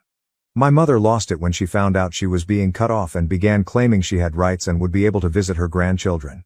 My father is presently looking for a permanent residence, but he will stay with us until January, primarily because my brother's mother-in-law is visiting and we have available space. He is quite sad about everything and has already contacted divorce lawyers, relocated his bank accounts, and made other required procedures. He has received innumerable emails, messages, and phone calls from my mother but has not responded to any of them, as recommended by his lawyer. In addition, the lawyer advised him not to block her for the time being. My father pondered forgiving her, but a few days after my previous post, my mother and sister showed up uninvited at my place. My sister had never visited my house, and my mother knew I didn't want her there, but she ignored my wishes. The cleaning lady, who was unaware of the circumstances, allowed them in. I observed their car as I was returning from errands. This time, I did not go inside. Instead, I contacted my relatives for assistance, and my husband's sister, who was close, arrived swiftly. She challenged them, telling them to leave or risk arrest for trespassing. They went, but I began to feel unwell. We went to the doctor, who told me that the stress was affecting my health and possibly endanger the baby. My father, along with my brother, uncle and husband, went to my parents' home to collect all of his stuff. My sister was there, yelling at my husband and accusing him of destroying her family. My father attacked my mother and sister, telling them that they had nearly murdered my kid and that he no longer wanted anything to do with them. Since then, my sister has been sending desperate messages to my brother, begging for assistance, but he refuses to intervene. I am devastated and saddened for my nephew, who is losing so much family because of his mother's behavior. However, this is the truth of the matter. Regarding my mother's threats about custody and grandparents' rights, my lawyer wrote her a letter noting that her actions were harmful to both my health and the baby's. The letter warned that continuing harassment would result in legal penalties. My brother also wrote her a letter highlighting her harassment of me. Both my mother and sister have declined therapy. While they may be mentally sick, it is evident that their actions have been consistent for a long time. I've resolved to prioritize enjoying the holidays with my supportive family, being healthy, and continuing therapy. Update 3. I received several requests for an update, so I thought I'd give a little more. First and foremost, I want to express my heartfelt gratitude to everyone who has left comments, notes, and suggestions. You have helped us become more cautious and prepared. Some folks wondered how we found out the baby's gender. We waited until after 20 weeks to announce due to a past loss. We had planned to announce the news when the miscarriage occurred the previous time, so we waited this time to preserve our feelings of security. Unfortunately, we were stupid to imagine that this announcement would be special for my mother. After posting, I gave the problem to my husband, who read all of the suggestions and comments. We conducted a thorough sweep of the house and, happily, discovered nothing unusual. However, we still felt insecure, so we moved to a hotel with my father. We later discovered there was a tracker on my dog's vest. My dog is small, cold, and routinely wears a vest, so we never considered checking there. We discovered the tracker when my father took him for a walk around the hotel, and my sister appeared, asking him about me and offering reconciliation. I was outraged and heartbroken, so we decided to relocate. Fortunately, we can afford it. We are renting out our old house to avoid leaving it empty, but I no longer feel at ease there. It seems destroyed and poisoned now. Unfortunately, my parents' house feels the same way, not only for me, but also for my brother, husband, father, sister-in-law, and my husband's family. We changed all of our phone numbers, purchased new equipment, and informed employers, friends, and the police about the problem. We also began individual and family therapy. Despite the fact that I have sincerely forgiven my father and brother, they are filled with remorse. We're all healing as a unit. Meanwhile, my sister and mother claim that they are not wrong and refuse to attend treatment. My father has prepared a new will. My sister's son will receive a trust fund and some inheritance, but my sister will receive only a modest sum. He is utterly finished with her. I originally felt sorry for her, but I've chosen to devote all of my energies to my daughter. My baby has arrived, and we consider ourselves really fortunate. It hasn't been the experience I expected because my mother isn't present, but many friends and family members have surprised us with their love and support. Toward the conclusion of the pregnancy, we got so careful that we tested people we didn't know by telling them I was going into labor. This approach worked, and we figured out who was still leaking information to my mother and sister. We cut them off right away, and the remainder understood once we explained our reasoning. My ex, whom my friends now refer to as Bates, began spreading false information that the kid was his, claiming we were having an affair due to my undying love for him. Fortunately, nobody believed him. My husband phoned Bates' job, outlining the situation. Long story short, Bates was suspended pending an internal review. I am almost certain he will be dismissed, as his boss has requested additional information and has apologized excessively. My mother has tried to find us, but everyone who knows where we are has stopped communicating with her. My father's lawyer issued her a letter informing her that, due to her instability, any communication would henceforth be handled through legal channels. I've recently been living with simply my husband and my father because I felt horrible about him being alone. He insists that he will be all right and that none of this is my fault, but I still feel terrible for him. He has been an excellent babysitter, feeding, and diaper changer. My nephews are still as affectionate as ever, and my father even got to see my sister's son. This occurred because my sister began producing threatening videos, claiming she would harm herself if my husband did not stop alienating her family. My father emailed her, offering to see her son but warned that if her threats persisted, he would contact the police. Fortunately, this appears to have ended the behavior. Finally, someone claimed that I gave Bates false hope. This could not be further from the truth. I spent years feeling uneasy, hoping he would move on. After speaking up and meeting my husband, I spent a lot of time fighting with my sister over this topic. I had a really long engagement, so I married after my sister. I still love my mother and sister, but I've chosen a healthier lifestyle for myself and my family over love. During this journey, I've learned incredible loyalty, love, and compassion from those around me. Strangely, I feel fortunate that everything exploded since it revealed who actually supported me. Update 4. We formally moved into our new home, with my father moving into the guest house. After numerous discussions, both within and outside of treatment, we agreed it was best for him to remain with us while preserving our separate places. We're still renting out the old house and will determine what to do with it later. My father now sees all of his grandchildren together around 3 times per week. However, he must meet my sister's child separately since she would not allow him to take her son unless she knows where he lives. While this may appear to be a fair concern, considering her unstable behavior, we do not want her anywhere near our new house. My mother complained to the lawyers about how unfair it is that my father gets to see his grandchildren, but there is nothing she can do. About a month ago, my father made a revelation that made me anxious. He stated that he has been paying for my nephews, my sister's sons, education and babysitting, which is why she continues to allow him visitation. He felt horrible about keeping it from me and didn't want any secrets between us. I assured him everything was all right and begged him not to feel bad about it. On Mother's Day, my father received an email containing a link to an Instagram account. The account included a sorrowful video about how my mother has been abandoned by the majority of her family, and how my sister is a saint for supporting her. It was sad and irritated me, yet I forwarded it to our lawyer. My father filed for divorce in May, and the process is still underway. My mother insists he is in the wrong, but my father has informed me he would rather drink bleach than reconcile with her. I suppose that's it. For Father's Day, my brother and husband took my father out, and they had a great day. My sister attempted to create drama by posting various things online, but we stopped my father from viewing them so he could enjoy the day. They also went camping with the kids, sort of. They booked a hotel suite, pitched a tent in the middle for the elder kids, and set up a little teepee for the newborn. Moments like these remind me of how much joy my baby has given to our life. I'm overjoyed to see my spouse as the wonderful father I knew he'd be. While it is exhausting, the support we have gotten from family and friends makes me really grateful. My sisters-in-law and I now use a calendar to organize activities for the children, ensuring that they are age-appropriate and fun for them. We have also made it obvious to the children that they do not have to spend time with someone they dislike, and that their feelings are important. Right now, all the youngsters are enamored with the infant and have declared themselves her protectors. We've done small gatherings like breakfasts, and family time has become enjoyable rather than stressful. Without my sister present, the atmosphere is much lighter. I know it's horrible to say, but she constantly appeared to drain the positivity from the room. My mother-in-law, Mil, also enjoys spending time with the baby and typically stays in the guest room once a week. She has been really respectful, constantly asking gently and making it obvious that she does not want to overstep or take the infant to sleepovers. I feel heard and valued by her. Despite this, I've broken down at times because I mourn my mother, the mother I believed I had, not the one who warned me I'd be a bad mother and a cruel woman. My therapist reminds me that this is a marathon, not a sprint, and urges me to focus on the good. Speaking of positives, Bates got fired from his job. Not only that, but his reputation in his sector has been entirely destroyed, on a nuclear scale.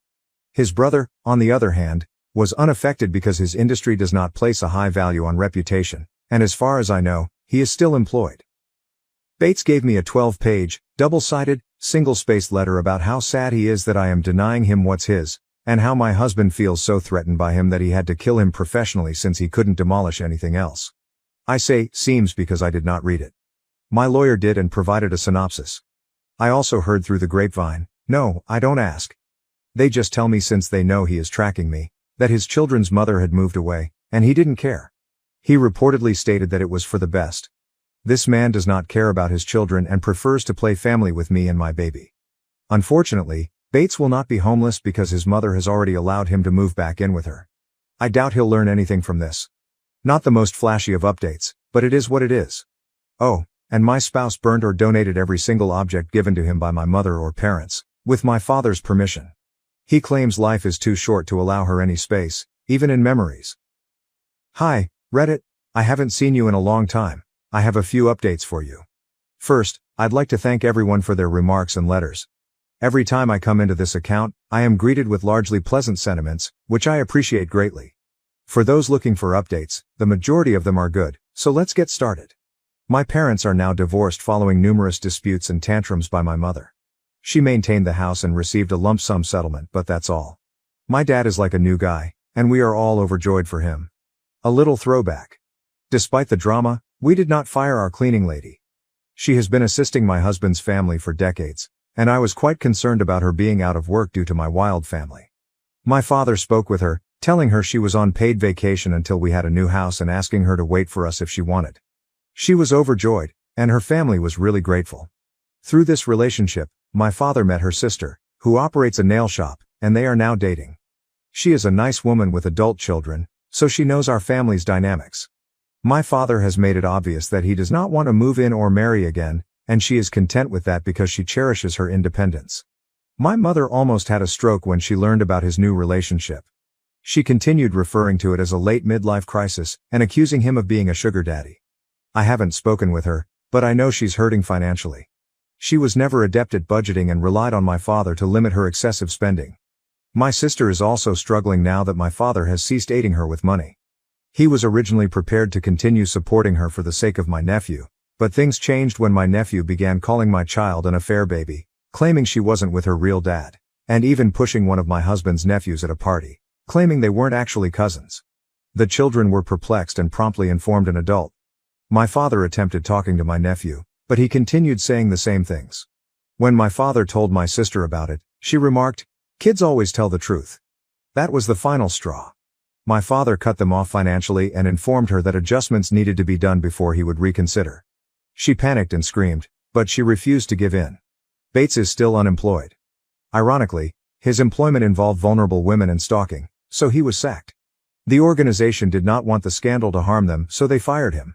Bates has sent me 2 more handwritten, rambling letters, but because he only has my lawyer's address, they will be read, filed, and dealt with by my lawyer. My lawyer is a champion. A surprising thing occurred in the supermarket shop. A random woman approached me and inquired whether my baby was Bates's child. I was speechless. She told me he has images of us on his page and blamed me for hurting such a good man. It turns out that Bates is still spreading the story that my kid is his and that I adored him. What surprised me the most was that the photo she mentioned was never made public. It was only shared once with a family group. My husband and I immediately felt there was a rat in the family.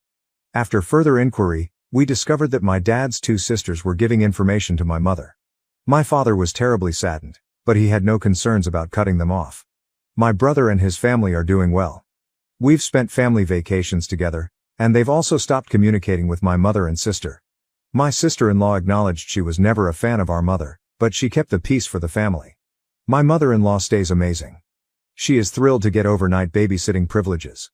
She occasionally gathers all of her grandchildren under one roof, which they like. She even had to make her social media accounts private because my mother was stalking her, which she handled beautifully. My hubby continues to be my rock. We're thinking about having another baby or adopting. It is an honor to have these chats, and I am glad every day for the support system we have. I still miss my mother, the one I thought I had. I sometimes cry when I think about the milestones I can't share with her anymore. But, at the end of the day, she is not a decent person, and my family's safety comes first. This Father's Day, my husband and father went camping. It went smoothly, with the exception of a few mosquito bites and sunburns. Life is improving, and I'm determined to focus on the good. My brother got my fiancée pregnant before our wedding. My family wants to forgive me, but I cut ties and moved away. This is going to be a long story, and it's exactly as strange as it sounds. I will try to be as concise as possible, but there is a lot to discuss. I don't care if anyone believes this or not. It's so ridiculous that I have to rant. Also, I'm not going to sugarcoat anything, but I'll leave out any details that could identify me to anyone unfamiliar with the situation. I'm 32 years old, and up until a few months ago, I was engaged to my girlfriend of 5 years, Sarah. My younger brother Mike is 29 years old and has always been our family's golden child. To properly understand the seriousness of this betrayal and why it affected me so hard, I need to provide some context for our family dynamics and how we reached this point. Growing up, Mike could do no wrong in our parents' eyes, whereas I was continually admonished and punished for little offenses. This was not your average sibling rivalry or subtle partiality. It was outright and intense. If Mike broke something, I'd be accused. If he began a fight, I would be grounded. If we both got straight A's, Mike would get a new video game console, and I'd get a pat on the back and a reminder to keep it up. Our parents, Tom and Linda, were constantly making excuses for their favoritism. Mike's younger. He needs more attention. You're the older one. You should know better. Mike's just more sensitive. We have to be careful with him. The constant barrage of unreasonable standards and gaslighting made me feel useless and disliked in my own home. As we grew older, the favoritism became more obvious. And when I was accepted to a good college on a partial scholarship, my parents barely mentioned it. When Mike opted to attend community college, they gave him a big party and purchased him a car for commuting. Never mind that I had been biking 5 miles each way to my part-time job for several years. I moved out as quickly as possible to get away from the harmful surroundings. I supported myself in college by working 2 jobs and taking out loans. Meanwhile, Mike dropped out of community college after just 1 semester, claiming that it wasn't for him. Our parents commended him for knowing himself, rather than conforming to societal expectations. They even backed his string of unsuccessful business projects over the years, regardless of how badly planned or hopeless they were. No matter how much distance I tried to build, my family was always able to pull me back in. Holiday dinners were a nightmare of subtle insults and less than subtle comparisons. Are you still in that entry-level position? Well, Mike is thinking of starting another business. He's very entrepreneurial. Never mind that I was slowly developing a secure job while Mike squandered our parents' retirement savings. Despite everything, I attempted to keep contact with Mike. He was still my brother after all. However, it was always one-sided. I'd reach out to connect, but he'd either ignore me or find a way to make the conversation competitive. If I was promoted, Mike would suddenly have a large opportunity come up. If I began dating someone, Mike would undoubtedly be in a serious relationship. I met Sarah while trying to reunite with Mike. She was a friend of one of Mike's brief romantic relationships, and we hit it off right away. Sarah was everything I wanted in a partner: intelligent, amusing, caring, and breathtakingly gorgeous. We started dating, and for the first time in my life, I felt completely satisfied and cherished. My folks, however, were not delighted. They made snide jokes about Sarah being out of my league, and questioned what she saw in me. Mike, on the other hand, took an uncommon interest in my life. He was always asking about Sarah, wanting to know everything about her. At the moment, I was simply relieved that he appeared to be interested in something in my life. Looking back, I should have seen the red flags. Sarah and I moved in together after a year of dating, and it was great. We both had successful careers, traveled much, and discussed our future plans. For the first time, I began to believe that I could have the life I had always desired. A successful profession, a loving partner, and possibly children someday. On our 4th anniversary, I proposed to Sarah. It wasn't anything extravagant, just a nice supper at home and a moving speech. I was overjoyed when she said yes. We planned on having a long engagement and taking our time planning the wedding. We weren't in a hurry. We had our entire lives ahead of us, or so I believed. When we informed my family of our engagement, their emotions were diverse, to say the least. My mother put on a fake smile and said, "Oh, how nice," in a tone that implied it was anything but. My father grunted and said, "Good luck with that," before returning to his television. Mike had the oddest reaction. He congratulated us, but his smile was unnerving, almost predatory. I disregarded it at the time, attributing it to my own fears. The following year was dominated by wedding preparations and job stress. Sarah and I were both working hard hours to save for our wedding and a down payment on a home. We weren't seeing each other as much as we used to, but I figured it was simply a phase. Every relationship has difficulties, right? Looking back, I should have noticed the symptoms. Sarah became distant, always on her phone, smiling at texts she dismissed as coming from work friends. She began going out more with her friends, returning home late and smelling of booze and cologne. I still trusted her entirely. I never imagined her cheating, let alone with my own brother. Sarah began to behave strangely a few months ago. She was temperamental, angry, and frequently nauseated. I was excited about the chance that she was pregnant. We hadn't been trying, but we had discussed having children someday. I began brainstorming methods to help her, such as nursery colors and baby names. Then, one night, she sat me down, tears running down her cheeks, and delivered the bombshell. She was pregnant, but the baby was not mine. I was stunned. Yes, we hadn't been intimate much lately because of our tight schedules, but I never anticipated her to cheat. When I asked who the father was, she broke down and muttered, "It's Mike." My entire universe came crumbling down at that point. Everything I thought I knew, everything I had based my existence on, was shattered. I couldn't breathe or think because I was overcome with feelings of betrayal and grief. Sarah attempted to explain, her words falling out between sobs. Apparently, it began during our engagement party. Mike had approached her, saying she was making a mistake by marrying me. He used her weaknesses, telling her she deserved better and that he could offer her everything I couldn't. It wasn't a one-time event. They'd been having an affair for months. I kicked Sarah out that night. I couldn't stomach looking at her or being in the same room as the lady who had deceived me so totally.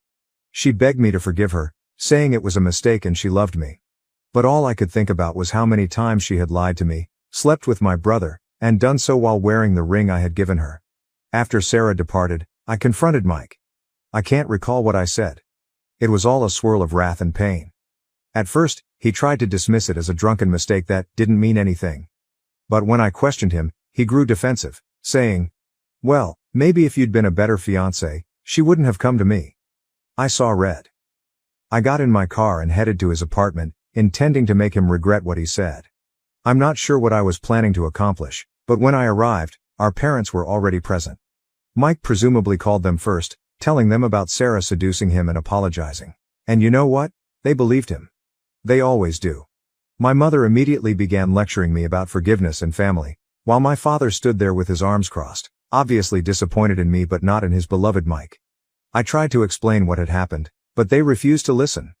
They kept encouraging me to forgive Mike and support Sarah during her pregnancy because family comes first. I lost it. Years of pent-up hatred and anger finally came out. I told them how I felt about their strange sense of dedication, how they had always preferred Mike over me and had never taken my side or backed me. I informed Mike that he was no longer my brother, that he had died for me. I told my parents they could have the son they'd always wanted because they no longer had me.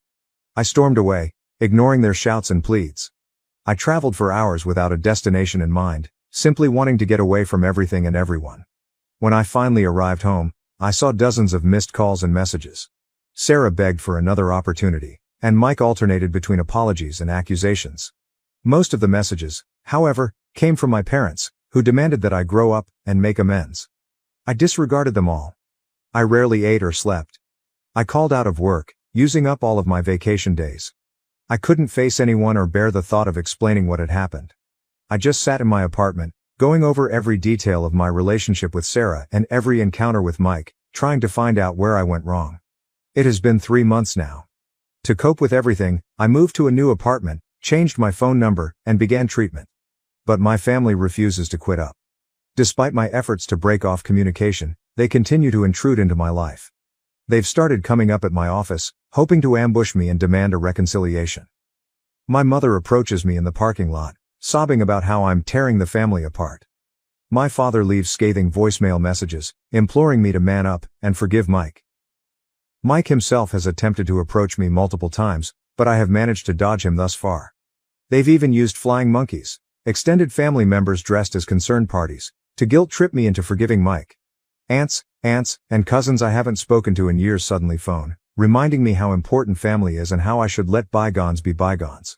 It's as if they live in a parallel reality where Mike and Sarah made a minor mistake rather than a life-altering betrayal. I received a message from Sarah yesterday. She is keeping the baby and intends to co-parent with Mike. And guess what? My parents are pleased to become grandparents, conveniently ignoring the circumstances and the disparaging remarks they made about Sarah when she was with me.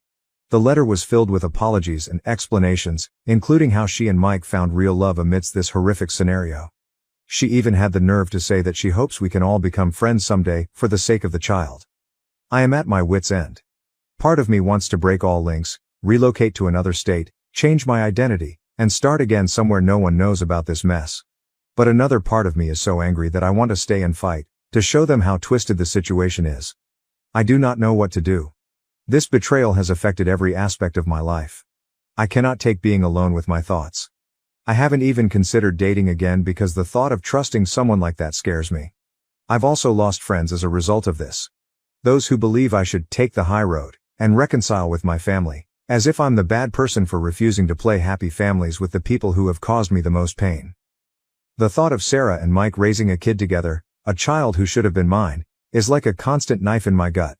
I understand, cognitively, that the child is innocent in all of this. It's not the baby's fault that its parents are liars and cheaters. But I can't force myself to feel happy about its presence. My parents have begun to consider how I should participate in the child's life and how I will become an uncle. The thought makes me feel physically uncomfortable. How can I look at this child without seeing the ultimate emblem of my brother's betrayal? So, Reddit, my question is, am I an idiot for not forgiving my brother and ex-fiancé? Is it wrong to want to lose connections with my family over this? Any advice on how to proceed would be highly welcomed, as I feel as if I am drowning in a sea of deception and gaslighting. I apologize for this lengthy post. If you've made it this far, I really appreciate it. Writing it all out has been cathartic in a way. I'm not sure what I'm hoping to achieve by sharing this.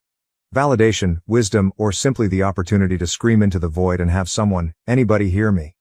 Edit. Oh my God, this blew up overnight. Thank you all for your assistance and advice. I'm astounded by the response, and it will take me some time to get through all of the comments. However, I wanted to answer a few typical queries. Yes, I have contacted a lawyer about obtaining a restraining order against my family. It is currently in progress. I do not intend to have any contact with the baby. It is not the child's fault, but I cannot become involved without losing my mind. For those who are curious about my work, I have already spoken with HR about the matter. They are aware and supportive. They've increased security at the front desk and given me the option of working from home more regularly. I am grateful for their understanding. Many of you have inquired whether I had contemplated moving to another city or state. It is definitely something I am thinking about. My company has offices in several other cities, so a transfer could be possible. I'm considering the advantages and cons. To those suggesting a DNA test, Sarah has admitted to the affair, and the timeline is congruent. I see no reason to believe the child is not Mike's. Even if it were my child, I doubt I could ever look at him without thinking about this treachery. The sheer number of people who have had comparable experiences has overwhelmed me. It's sad to understand how common this type of betrayal is, but it's also weirdly reassuring to know I am not alone. Thank you for sharing your stories. To the individual who inquired whether I had explored legal action against Mike for alienation of affection, I looked into it, but it is not recognized in my state. Even if it were, I doubt I have the energy for a judicial struggle right now. Several people have noted that Mike's behavior appears narcissistic.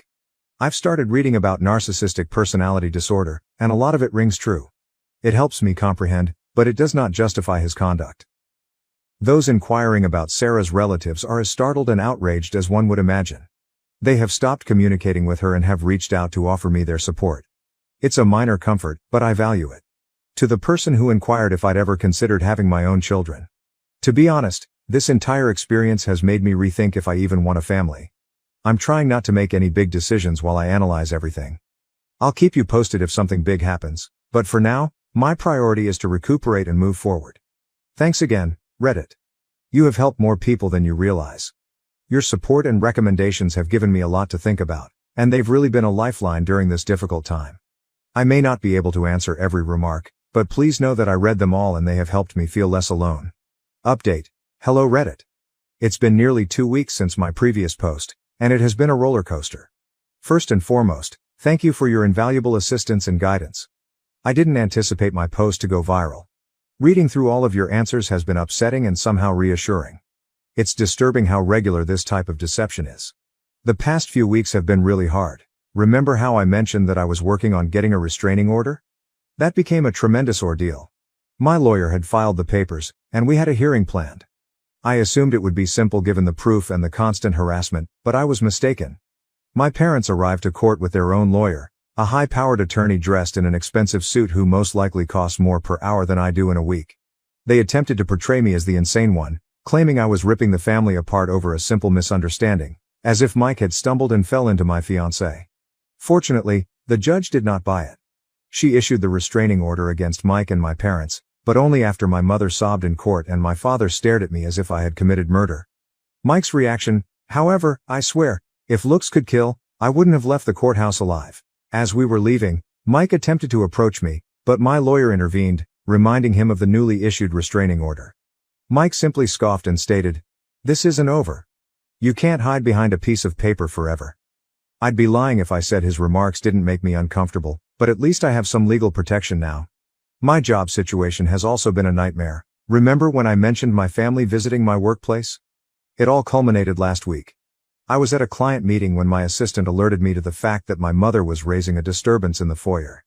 Apparently, she had brought a photo album and was showing my coworkers baby images of Mike and me while crying about how close her boys used to be. When I arrived downstairs, I found her surrounded by several uneasy-looking colleagues. She was in the middle of telling a story about Mike and me bathing together when we were toddlers. When she recognized me, she attempted to approach me, babbling about organizing a baby shower. I cut her off, telling her she had to go immediately or I'd call the cops for trespassing and breaching the restraining order. Her expression looked as if I had smacked her, but after everything they had put me through, I couldn't care. Security let her out, and I spent the next hour coordinating with my boss and coworkers to minimize the damage. Most of them understood, but I could tell some were concerned about the drama I was bringing into the office. But it was the interaction with Mike that truly threw me off course. Last Saturday, I was in the gym, trying to let out my rage on the punching bag. I was so absorbed that I didn't realize someone was approaching until I heard his voice. I looked back, and there was Mike, smirking at me as if he hadn't just broken the restraining order. He began shouting loudly, making sure everyone nearby could hear. I ordered him to go before I contacted the cops, but he laughed and said he was going to tell them I had threatened him and Sarah. That's when I lost it. I struck at him, landing a punch squarely on his jaw. He stumbled back, then pounced at me. We ended up on the floor, trading blows like children again, but this time, there were no parents to separate us, no one instructing me to be the bigger person, and let Mike win. I managed to land a couple decent hits before the gym staff intervened. Mike's nose was bleeding, and I could feel my face swell. We were both shrieking, attempting to break free and go at each other again. The gym manager threatened to call the cops, which ultimately shook me out of it. I grabbed my belongings and fled. I was driving home, still shivering from the adrenaline rush, when I received a call from an unknown number. Against my better judgment, I responded. Sarah was shouting at me about breaking Mike's nose and suggesting he would require surgery.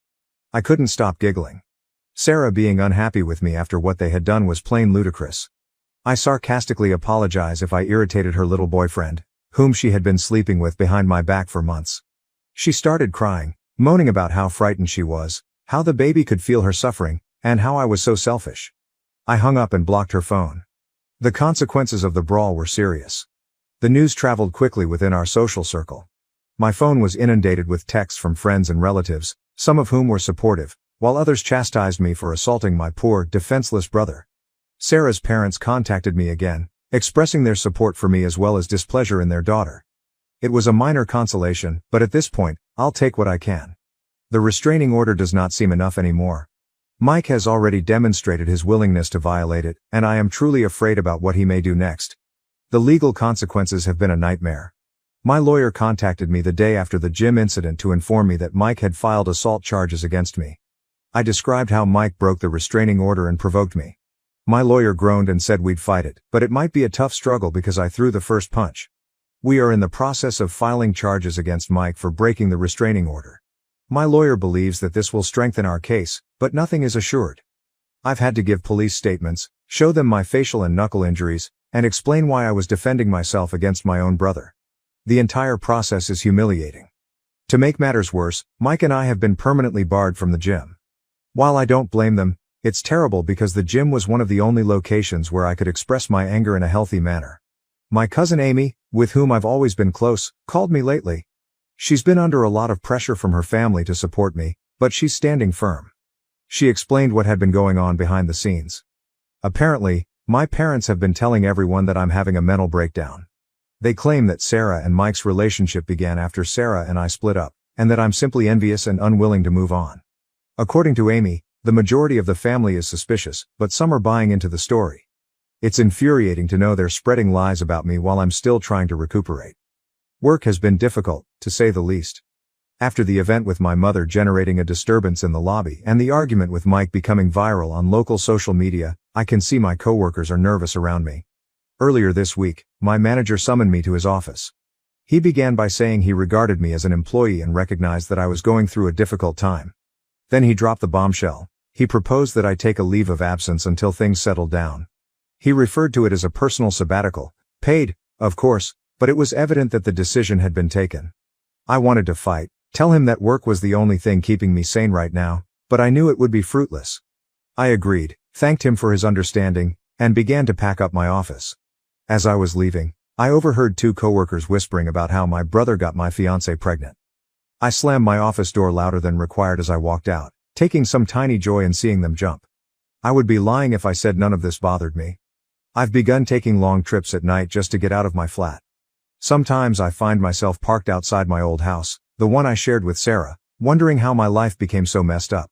In the midst of all this commotion, I found comfort from an unexpected source. Sarah's younger sister Emma. She messaged me on social media, apologizing for her sister's actions and offering her support. At first, I was skeptical. What if it was all a trick? But after speaking with her, I understood she was equally outraged by Sarah's acts as I was. Emma has kept me informed about Sarah and Mike's lives. They appear to have moved in together, living as if they did not wreck several lives in order to be together. Emma claims Sarah is attempting to portray herself as the victim, crying to anybody who will listen about how she never meant to hurt anyone, and that she and Mike are soulmates who found each other against all odds. It makes me sick to my stomach, but I appreciate Emma keeping me updated. After all, information is power, even if it is knowledge that I would rather not have. The social media impact has been a nightmare. I've always been a quiet person, but this event has thrust me into an unwelcome limelight. Someone, most likely one of Mike's friends, posted about our feud on a local Facebook page. The post did not identify our names, but it recounted the situation in enough detail that anyone who knows us might figure it out. The comment section became a battleground. Some individuals defended me, claiming Mike received what he deserved. Others classified me as unstable and said I ought to be locked away. I made a terrible mistake by reading some of the comments one night after too many beers. I threw my phone across the room so forcefully that the screen cracked. Since then, I've deleted the majority of my social media profiles. I can't handle the continuous notifications and messages from people I haven't spoken to in years, all of whom suddenly want to know the juicy details of my personal life. With everything that has happened, I have realized that I cannot stay in this city any longer. There are too many memories and opportunities to run into Sarah, Mike, or my parents. I've started looking into internal transfers at my company, and there's a promising opportunity in our Seattle office. It's not ideal, I've never liked the continual rain, but at this point, I'd go to the moon to get away from all of this upheaval. I haven't made any final decisions yet, but the prospect of a new beginning is growing more appealing. A new city, a new apartment, and a new life where no one recognizes me as the person whose brother cheated on his fiancée. My parents have remained abnormally silent since the restraining order was imposed. I'm simply waiting for the other shoe to drop, for them to find a new method to force their way back into my life. Meanwhile, Sarah has been spreading the word about her pregnancy far and wide. Emma tells me she's been posting continuous updates on social media, including ultrasound photographs, belly shots, and messages about how blessed she and Mike are and how thrilled they are to start their family. Each new update feels like a fresh wound, triggering the pain just as I thought I was beginning to recover. So that is where things stand. 2 weeks ago, I believed my life couldn't get any worse, yet it has. I am still angry and wounded, but also exhausted. I am tired of justifying myself. Reddit, I suppose this is less of an update and more of a cry into the void. I'm not sure what I'm asking for anymore, advice, pity, or perhaps a time machine to prevent me from ever introducing Sarah to my brother. Whatever happens next, I will attempt to keep you all updated. Your encouragement meant more to me than you understand. It's comforting to be reminded that there are still good individuals in the world, even when everything appears to be full of betrayal and deception. Hello, Reddit. It's been a week since my last update, and I'm here with what I hope to be my final post about this calamity. First and foremost, I'd like to thank everyone for their assistance and advice along this journey. Your messages have been a lifeline at the darkest days in my life. A lot has happened in just 7 days, and I'm still trying to digest everything. I guess I'll start with the major news. I'm moving. Yes, I took the risk and accepted a transfer to our Seattle location. It wasn't an easy decision, but with everything that had transpired, I realized I needed a new beginning. The choice came following a particularly difficult day last week. I had just returned from another meeting with my lawyer over Mike's assault allegations when I noticed a message in my mailbox. It came from Sarah. I nearly threw it out, but curiosity got the best of me. Inside, there was an ultrasound photo and a handwritten letter expressing her and Mike's joy over their baby. She said she hoped I could find it in my heart to be pleased for them and that their child would be overjoyed to have me as an uncle. I saw red. Before I knew it, I had cleared Sarah's phone number and contacted her. She picked up on the second ring, so I let loose. I told her precisely how I felt about her, Mike, and their beautiful little family. I told her she was insane if she thought I'd ever want anything to do with that child, and that she, Mike, and the baby could all go to hell. It wasn't my best moment, but it felt liberating to finally express all I'd been keeping back. That night, I realized I couldn't live in this city any longer. I called my supervisor and informed him that I wanted to relocate to Seattle.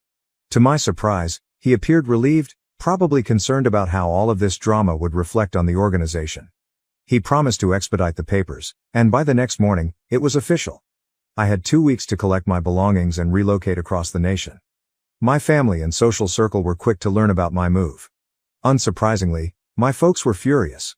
They turned up uninvited to my flat, defying the restraining order once more, to try to persuade me not to go. My mother cried, accusing me of abandoning the family, while my father raged at me for being selfish and immature. I didn't participate. I contacted the police and had them removed for breaking the injunction. My mother shouted as they were let out, telling me that I would regret it, that family is everything, and that I was wasting it. I slammed the door and returned to packing. Mike did not contact me directly, likely due to ongoing legal issues, but he did write a lengthy statement on social media. He talked about how some people can't handle seeing others happy, and how he and Sarah were rising above the hate to focus on their new family unit. It was plainly directed at me. I'll admit it hurt to see how many people liked and commented on his behalf, but I told myself that their opinions are meaningless because they don't know the truth. Sarah's remark was the most unexpected. Following our phone talk, she confided in her sister Emma, who has been keeping me updated on their condition.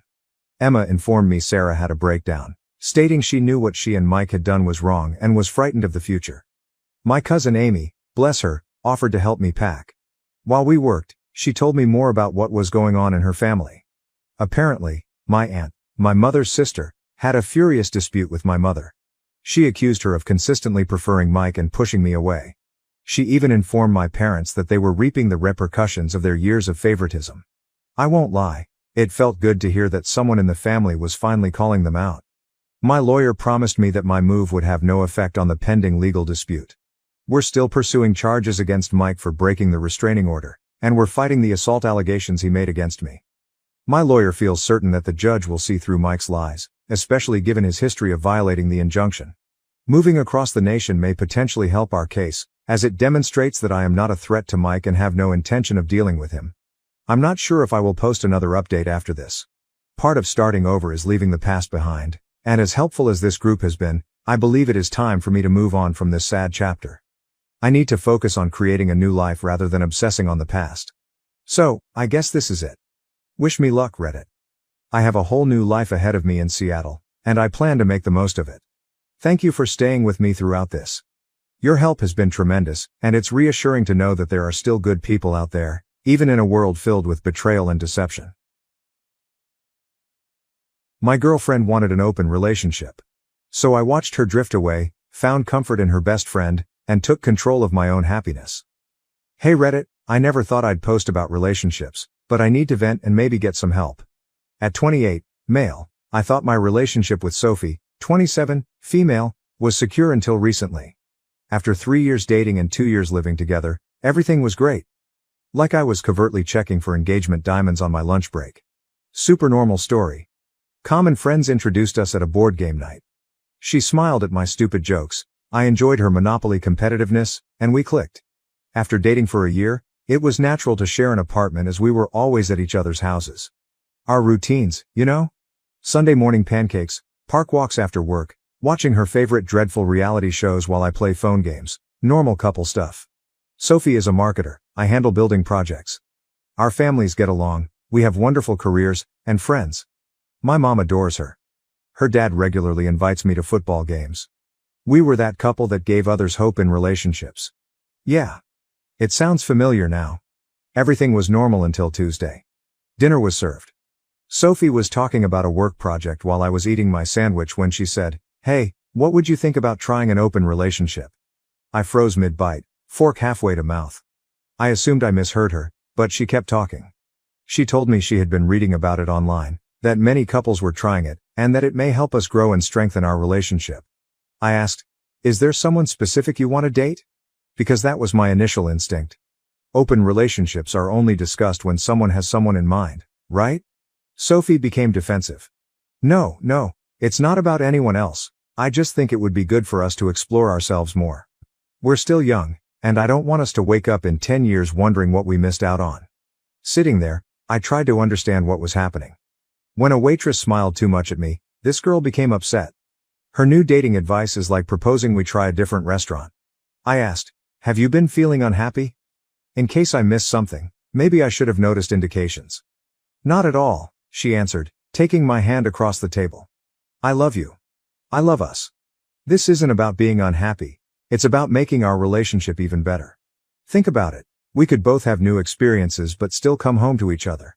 Lots of couples say it makes their connection stronger. Not knowing what to say. My thinking froze between confusion and panic.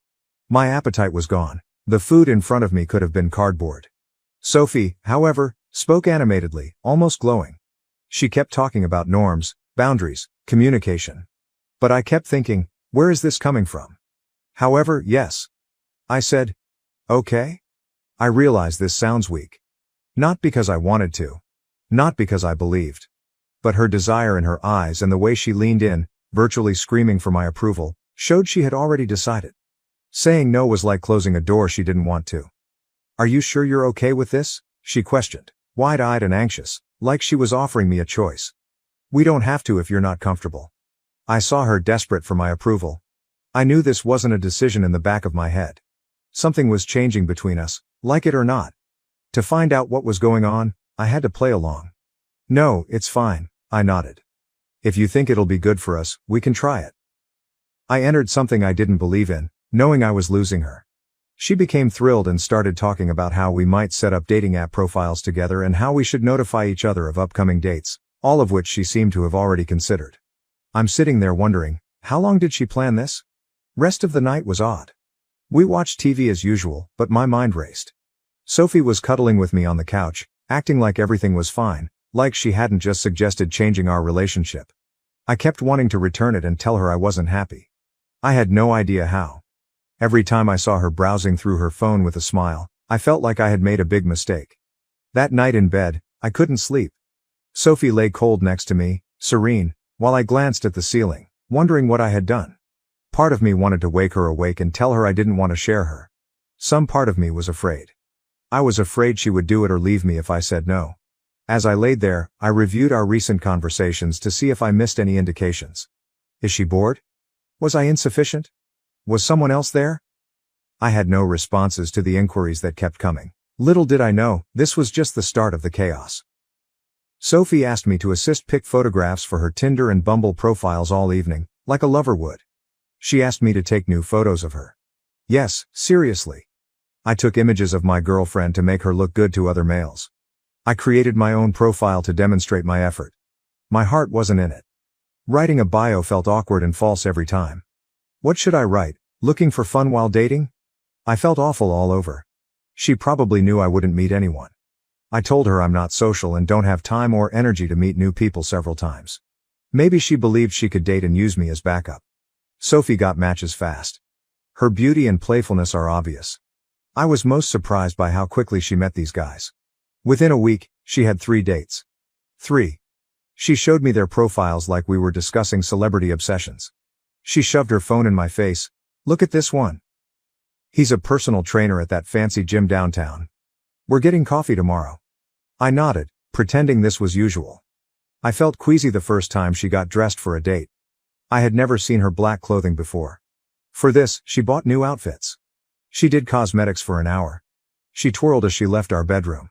How do I look? She exclaimed. I said, great, knowing that dress probably cost more than she spends on our date nights.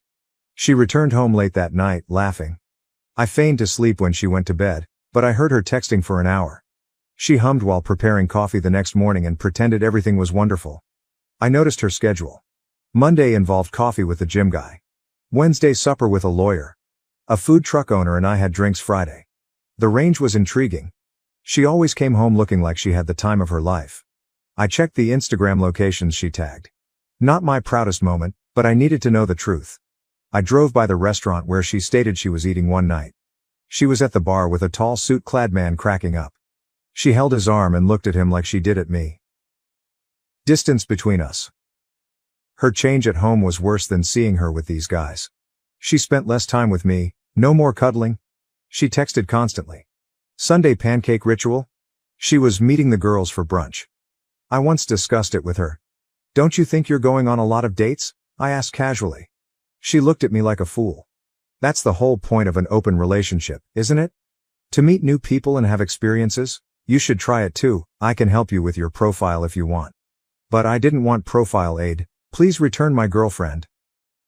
I wanted the person who used to love ordering pizza and watching lousy movies with me, Not this new version who always dressed up and left.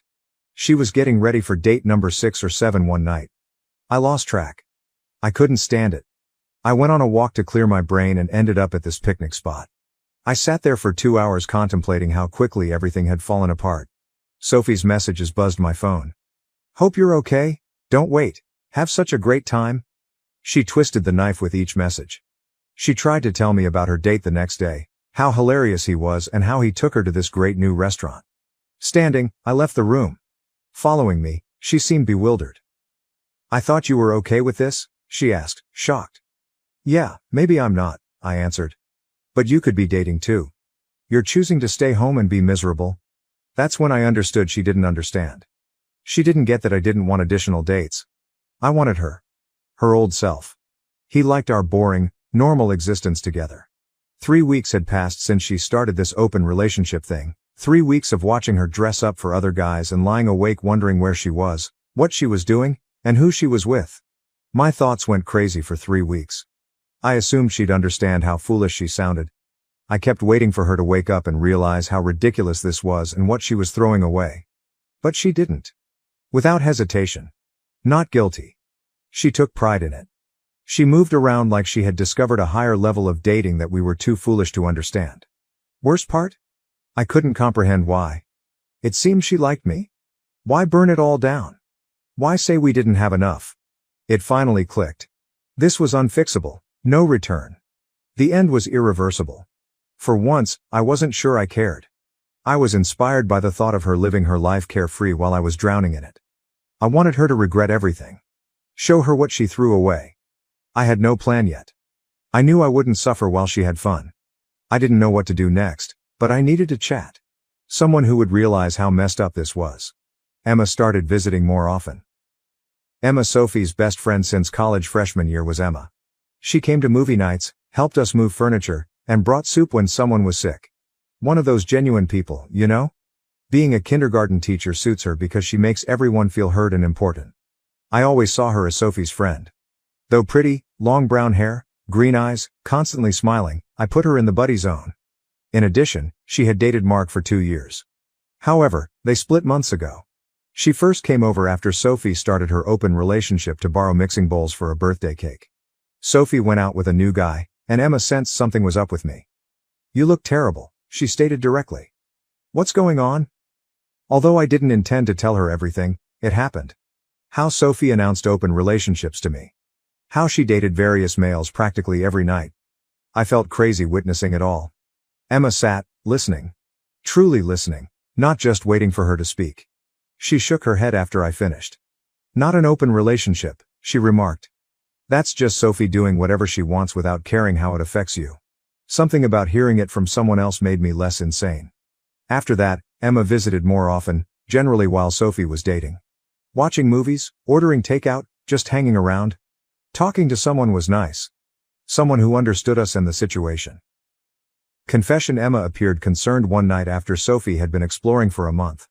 I saw her fiddle with her jewelry when she was concerned. "I need to tell you something," she whispered from across the couch. "And it might make things weird, but I can't keep pretending." My stomach flipped strangely. Maybe I knew what was coming. "I've had feelings for you for a long time," she replied, holding her hands. "Like, since before you and Sophie even got together. But you were with her, and she's my best friend, so I never said anything. I started dating Mark hoping it would help me get over it, but," she replied. "It didn't work." I sat there trying to comprehend. Emma, kind, funny, lovely, had affections for me. How could I miss that? She assisted me in Sophie's gift selection. Sophie, who was undecided about a meaningful relationship with me. Sophie seldom texted to check in, but Emma made me homemade chicken soup when I was unwell. Was I blind the whole time? "You don't have to say anything," she said hurriedly. "I just needed you to know. Watching Sophie treat you like this, seeing how much it's hurting you, it's been killing me. You deserve better than this." I regarded her. Really regarded her. Her eyes shone in that modest green sweater. Her hair was in an easy sloppy bun that made her seem prettier. I was puzzled how I hadn't noticed before. Still, Sophie's actions haunted me. She believed I'd wait like a devoted idiot while she walked around with multiple guys. Like I was a safety net. Available whenever she was bored. It was her biggest error. She was out there doing what she wanted, assuming I'd be there when she returned. Nah. For me, that chapter ended. I no longer followed her rules. My game was personal. I shot my shot. I breathed deeply, feeling that shift. The moment when I took charge. Emma, I said, surprised by my steady voice. She sat closer on the couch. I know this is complicated. I know I'm probably making everything worse by telling you this. But seeing you so unhappy these past few weeks, I just couldn't stay quiet anymore. She kissed me, leaning in, kissing me. Should have stopped. I should have considered Sophie, our friendship, and how complicated this would be. So I kissed her back. Not simply a kiss. We slept together. This was different. Emma noticed me. She liked me. She noticed my countenance shift, inquired what I was thinking, and cared. After resting in the dark, I processed it. This had gone far. How everything changed. Knowing I slept with my girlfriend's best friend. It should have felt like crossing a line. But all I could think about was how good that felt. This was no meaningless rebound, an impetuous mistake. She turned, raising herself on her elbow, looking at me.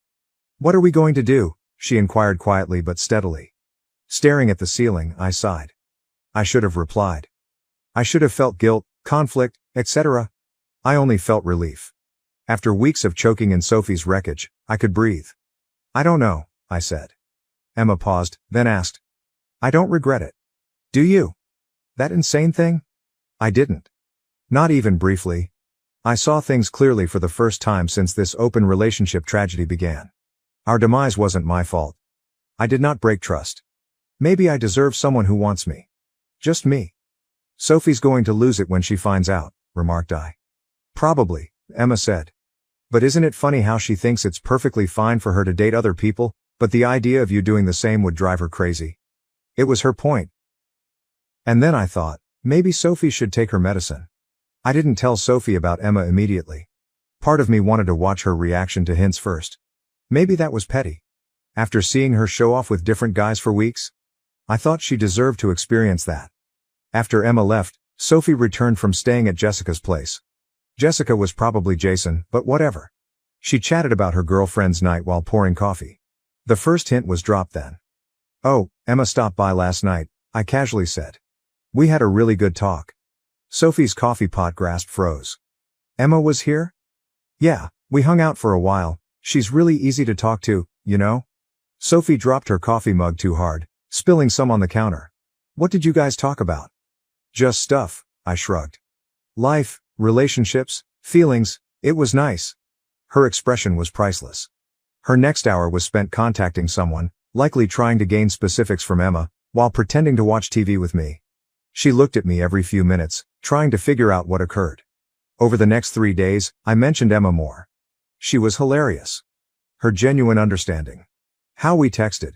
Sophie would always have a tight look, like she was trying not to respond but couldn't. Sophie almost ran across the couch when I smiled at my phone while emailing Emma one morning. Who are you texting? She inquired, failing spectacularly at casualness. Just Emma, I said. She's really into this new show I recommended. Sophie tried to grin but seemed in anguish. You guys have been talking a lot lately. Yeah. She's great to talk to. Really gets me, you know. Sophie started checking my phone when I left it sitting around. She thought she was sneaking, but I caught her browsing through my texts when I was in the bathroom or kitchen. The amusing part? I removed all Emma-related evidence. I left enough pleasant text to make her suspicious and insane. Sophie began appearing at my known locations. I would mention getting coffee at this cafe near work, and she would simply show up. Or she would arrive an hour after I said I was meeting friends at a bar, saying she was in the neighborhood. Best part? Self-date cancellations began. She suddenly came home more. I want to watch movies. Cook dinner together. It was like witnessing someone mark their territory without acknowledging it. She came straight out with it after many attempts to get closer, which I always blocked. Are you seeing someone else? Isn't that kind of the point of an open relationship? I asked. To see other people, yeah. But who is it? Is it Emma? Are you sleeping with Emma? I only answered. I thought we weren't supposed to share details about our other partners. Isn't that what you said when I asked about your dates? Sophie faltered. She looked at my Instagram followers, likes, and online interactions. She obsessively read Emma's social media posts and stories. Emma's coffee shop selfie was the final blow. Coffee establishment where I have my morning coffee. Sophie rang me immediately. Are you with Emma right now? Sophie, I'm at work. But you always get coffee at that place in the morning. Did you meet her there? Let her panic, then said. That coffee shop has, like, 1,000 customers every day. People can go to the same coffee shop without it meaning anything.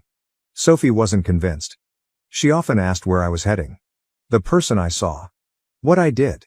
She demanded to know my every move after weeks of arriving home late from dates and never telling me who she was with. Emma laughed at Sophie's behavior when I told her. We met discreetly at her house so Sophie wouldn't see us.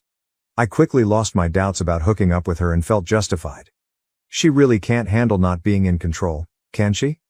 Emma asked one night while we sat on her couch. Okay, nope, I said. And the best part? She can't even complain about it without admitting she never actually wanted an open relationship. She just wanted permission to cheat. Sophie switched tactics. One night at home, she dropped a bomb that changed everything. Closed relationship proposal. I think we should close the relationship again. I saw Sophie sit on our couch, appearing serious and anxious, telling me we should focus on us again. The same person who had been dating randomly for weeks was now sitting there, acting like she was helping me. I think we've explored enough, she murmured, taking my hand, pulling it away. We could go back to how things were before. Just you and me. It made me laugh. Just you and me? Like the past few weeks never happened? Well, yeah, she answered, confused by my response. Isn't that what you wanted? You haven't seemed happy with the open relationship. I quit playing games then. You're right, I haven't been happy. Watching my girlfriend go on dates with a new guy every other night while barely acknowledging my existence. Her face did this odd thing because she wanted to look empathetic but failed. I know it was hard for you, but that's why I'm saying we should close things up again. We can work on ourselves. Work on us? I repeated. Like how you've been working on getting to know half the guys in this city. That's not fair, she defended. You agreed to the open relationship. You could have been dating too. Oh, I have been, I responded, observing her look. I've been seeing someone. Sophie paled. Really pale. What? Who? Does it matter? Isn't that what you wanted? Both of us are exploring and having new experiences? She leapt from the couch. Of course it matters. Who the hell is it? How long? Her eyes expanded. It's Emma, isn't it? I sat and let her spiral. She ran her hands through her hair and paced our living room. It is Emma, isn't it? That's why you've been talking about her so much. That's why she's been avoiding my calls. My best friend? Leaning back. Really funny how you're allowed to sleep with whoever you want, but the moment I do the same, it's a problem. But it's Emma, she cried. She's my best friend. You can't sleep with my best friend. Standing, I looked her in the eye. Actually, I can. And I did. Sophie froze. She looked at me like she couldn't believe what she heard. What did you just say? I slept with Emma. Multiple times, actually. And you know what? It was great. She actually cares about my feelings, which is more than I can say for you lately. Sophie's face turned from disbelief to wrath in 2 seconds. You're lying. Emma would never do that to me. Really? Because she did. Want to know what else? She's had feelings for me for years. Even when she was dating Mark, she was thinking about me. You're lying to hurt me, Sophie remarked. I saw doubt in her eyes. I'm not. I witnessed realization. Remember last Thursday, when you were out with that startup guy? Sophie nodded slowly. Emma came over. We talked for hours. Then we slept together. She sees me as a person, not just some backup plan waiting at home while you live your best life. Sophie took out her phone, likely to call Emma. Not believing you? Emma would never? Check your texts with her, I encouraged. Notice her recent distance? Unresponsive to your messages? For that reason. She looked through her phone anxiously, possibly seeing Emma's ignored messages and short replies in a new light. This can't be happening, she said. This isn't how this was supposed to go. Really? How should it go? You party with other guys while I stay home as the loyal boyfriend? Was it impossible that I would find someone else? Not Emma. No, Emma, she shouted. You knew it would hurt. Lost it then. Do you hurt? How much have you wounded me? Did you ever consider how it felt to watch you dress up for other guys, come home late smelling like someone else's fragrance, and barely look at me? She protested. That was different. Those guys didn't mean anything. That improve it? While you had meaningless hookups, I developed serious affections for someone? I wanted to drop hints to make her feel the heat she gave me. Staring at me, she paused. Real feelings? Yeah. True sentiments. Emma and I go beyond physical. We chat, we chuckle, really care about each other. When was the last time we talked about something other than dating or new experiences? Sophie slumped defeated on the couch. What are you saying? Want to be with Emma? This open relationship situation revealed my true desires. This person doesn't ignore me. Then she cried. Big dramatic sobs would have worked on me a month ago, but all I could think about was how she hadn't cried over how much she'd wounded me. She sobbed. We can fix this. We can go back to how things were. Shaking my head. We can't. Because now I know what it's like to be valued. I won't settle for less. Sophie did something unexpected then. She stormed out with her keys. I'm going to Emma's place to sort this out once and for all. Sophie slammed the door, so I grabbed my phone to tell Emma. I told her Sophie was coming, and she said, let her come.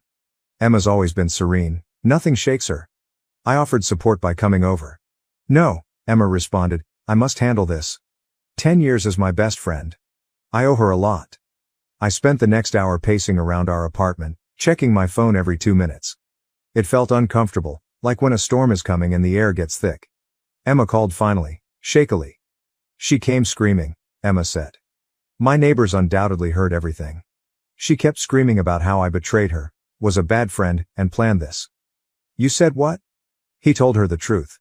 That I had feelings for you for years but never acted on them since she was my friend. Watching Mom treat you like garbage these last weeks made me realize she never deserved us. Our relationship wasn't intended, but I don't regret it. Sophie didn't like that. She tried to force into my apartment, stating she needed to see whether you were there. She accused me of hiding you when I blocked the door. She's completely lost it, Emma added. She listed all the random occasions we hung out to illustrate we'd been sneaking around for months. She even mentioned your couch moving help last year. Like when she was too busy working to help? Sophie seemed to think any encounter with Emma and I was evidence of an affair. Emma brought me soup when I had the flu, a cover for hooking up. Our group movie nights are just an opportunity to get close. She began crying, Emma said, like sliding down my doorframe crying. Claimed she never intended this. My neighbor checked on me. It was humiliating. After Mrs. Chen threatened to call the police over the disturbance, Sophie left. She told Emma she'd ruined everything and would never forgive her. Sophie returned to our house 20 minutes after my call with Emma. She looked awful. She entered and saw me sending Emma updates on my phone and lost it. Are you texting her now? Plan your next gathering? Since when have you two laughed at me behind my back? Sophie, no one's laughing at you. You harmed yourself. I did nothing. I suggested an open relationship to strengthen us, she cried, tossing her pocketbook across the room. I never told you to sleep with my best buddy. No, I said. You just wanted permission to sleep with whoever you wanted while keeping me as your backup plan. She grabbed our photos and gifts and put them in a box. I'm staying with Jessica. My true pal. Someone who wouldn't backstab me. Fine by me, I add. Take whatever you want. That paused her. Just that? Not even try to stop me? Would I? You've stated that you value something other than me or our relationship. She stopped packing and sat on the couch, visibly shrinking. I believed you would always be there. That no matter who I dated, you'd be there when I settled down. The truth ultimately emerged. She experimented without me, but I was her backup plan and promised a happy ending. Well, you guessed wrong, I informed her. I'm not a puppy waiting by the door while you have fun. I have emotions. I deserve more than second place. But you weren't my second pick. I adore you. No, Sophie. You adore having me around when convenient. Differences exist. Her wailing resumed, but I didn't feel anything. Not wanting to soothe her, not guilty, nothing, emptiness. I'll get the rest of my stuff tomorrow, she said, taking up her box. I can't be here right now. After she departed, I called Emma. Just hearing her voice calmed me. That night, we chatted about Sophie, ourselves, and the future for hours. Some of their mutual friends were already taking sides, with most dubbing Emma a backstabber without knowing the full tale. I don't care, she said. Think what you want. I know reality. In my half-empty apartment, I noticed Sophie's stuff were gone. I was relieved. Like I could breathe again. I urged Emma, come over. Settle with me. Yes, she agreed. I was done caring. The next morning Sophie picked up her items. She brought Jessica and 2 other unfamiliar pals. Sophie had told them her story, so they looked at me like I was the bad person while helping her pack. "I bought your Xbox for your birthday," she remarked, unplugging it. "Fine. Take it." I didn't care anymore. Emma arrived halfway through packing after reading between the lines when I texted her about coffee. Sophie's pals whispered when Emma entered, but Emma ignored them and offered me my coffee. "Really? You'll show me this?" Sophie snapped. Emma remarked, "Nobody's flaunting anything. I'm just here to support my boyfriend." Neither of us had used the word before. Sophie appeared slapped. Packing got faster after that. Sophie's companions rushed around, gathering belongings, likely to get her out before another meltdown. After finishing, Sophie stood in the doorway. "I really loved you," she whispered. "No," I said. "You liked having me on call. Differences exist." Emma helped tidy up after they departed. "You okay?" she questioned, watching me put Sophie's stuff in a donation box. "Yeah. First time in months, I am." 2 weeks later. Life has changed since then. Better. Emma and I are doing things right but slowly. We had coffee at Sophie's favorite restaurant last weekend and saw other pals. Ignored us completely. Emma smiled and squeezed my hand. Sophie continues to tell everyone how I cheated. Emma betrayed her, and we always desired each other. Some believe her. Important people don't. Emma brought over her kindergartner's artwork to decorate my fridge yesterday. "Too empty," she said. "I noticed something in those crayon drawings. This is my wish. Someone who notices details. Who cares about warming my place? Who brings coffee because I didn't answer her text?" Instead, I graded Emma's class papers while we watched her new favorite mystery show. Simple, normal, real. Looking back, Sophie's open relationship suggestion was almost helpful, because that wasn't a good idea. But because it revealed my ideal companion. Someone picks me first. Not just when convenient. The thing about life. The worst choices can lead to the best locations. For me, to the proper person. She was always there. Edit. Thanks Reddit for your support. Emma is reading this over my shoulder, chuckling at my description of her. She's constantly happy. By the way, she says hello. After my dad's death, my mom remarried and sent me to live with Aunt. She and her husband planned to steal millions, but we exposed them. Okay, Reddit, this will be a lengthy one. I, 19F, need to get this down since all that has transpired has left my brain spinning. I never imagined I'd be discussing my life narrative here, but here goes. It all started when my father was diagnosed with cancer. I was 14, just entering high school, and I thought my biggest challenge would be mathematics or something. Dad had been tired for a long time, but we assumed it was simply work stress, you know. Then, one typical Tuesday after school, Mom sat me down in our kitchen and informed me that he had stage 4 pancreatic cancer. The following 6 months were like watching a movie about someone else's life. Dad became seriously ill very quickly. He had lost all of his hair and so much weight that his favorite Chicago Bears shirt resembled a tent. He attempted to keep joking and assisted me with my arithmetic assignment even though he could barely sit up. When they took him to the hospital for the final time, he told me, "Don't let your mom's cooking kill you before I get back." That was just like Dad. He was always trying to make me laugh. He died on Thursday. I remember because it was supposed to be pizza night. We'd always order a deep dish on Thursdays. I'd been doing it since I was a child. Instead, I was sitting in a hospital waiting room, under those terrible flickering fluorescent lights, watching my mother scream into her phone while telling our relatives. I expected that to be the worst part of my life. Boy, was I mistaken? Mom completely lost it after Dad died. She resumed dating about 2 months later, claiming she needed to feel alive again or whatever. This is how she met Derek. Rich individual, real estate developer type. He began to visit Mom frequently, bringing her elegant gifts and taking her on weekend getaways. I tried to be happy for her. Dad would not want her to feel sad all the time, right? Then she married Derek. Less than a year after Dad's death.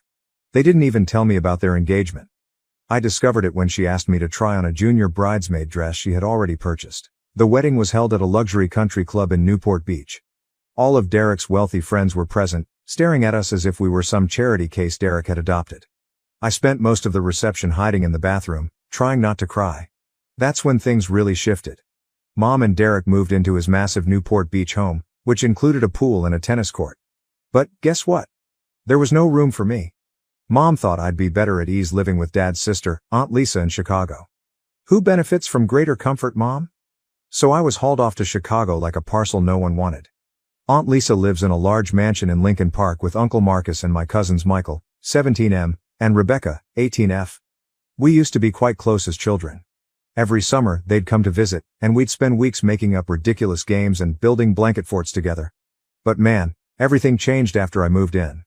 I was no longer their happy summer cousin. Instead, I was an unwanted addition in their house. They began acting as if I was occupying their space, consuming their food, breathing their precious air, or something. Michael was always knocking over my belongings by accident. Rebecca would make these small comments about how her clothes were too lovely to lend me when I first arrived and didn't have any winter clothing. Aunt Lisa was the worst, however. She made it very plain that I was a burden. She even started charging me rent while I was still in high school. Who actually does that? The most messed up part?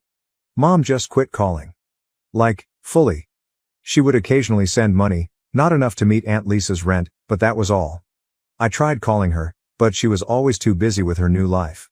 Yoga consumes too much of my time. Too busy attending charitable events. She was too preoccupied to talk to her own child.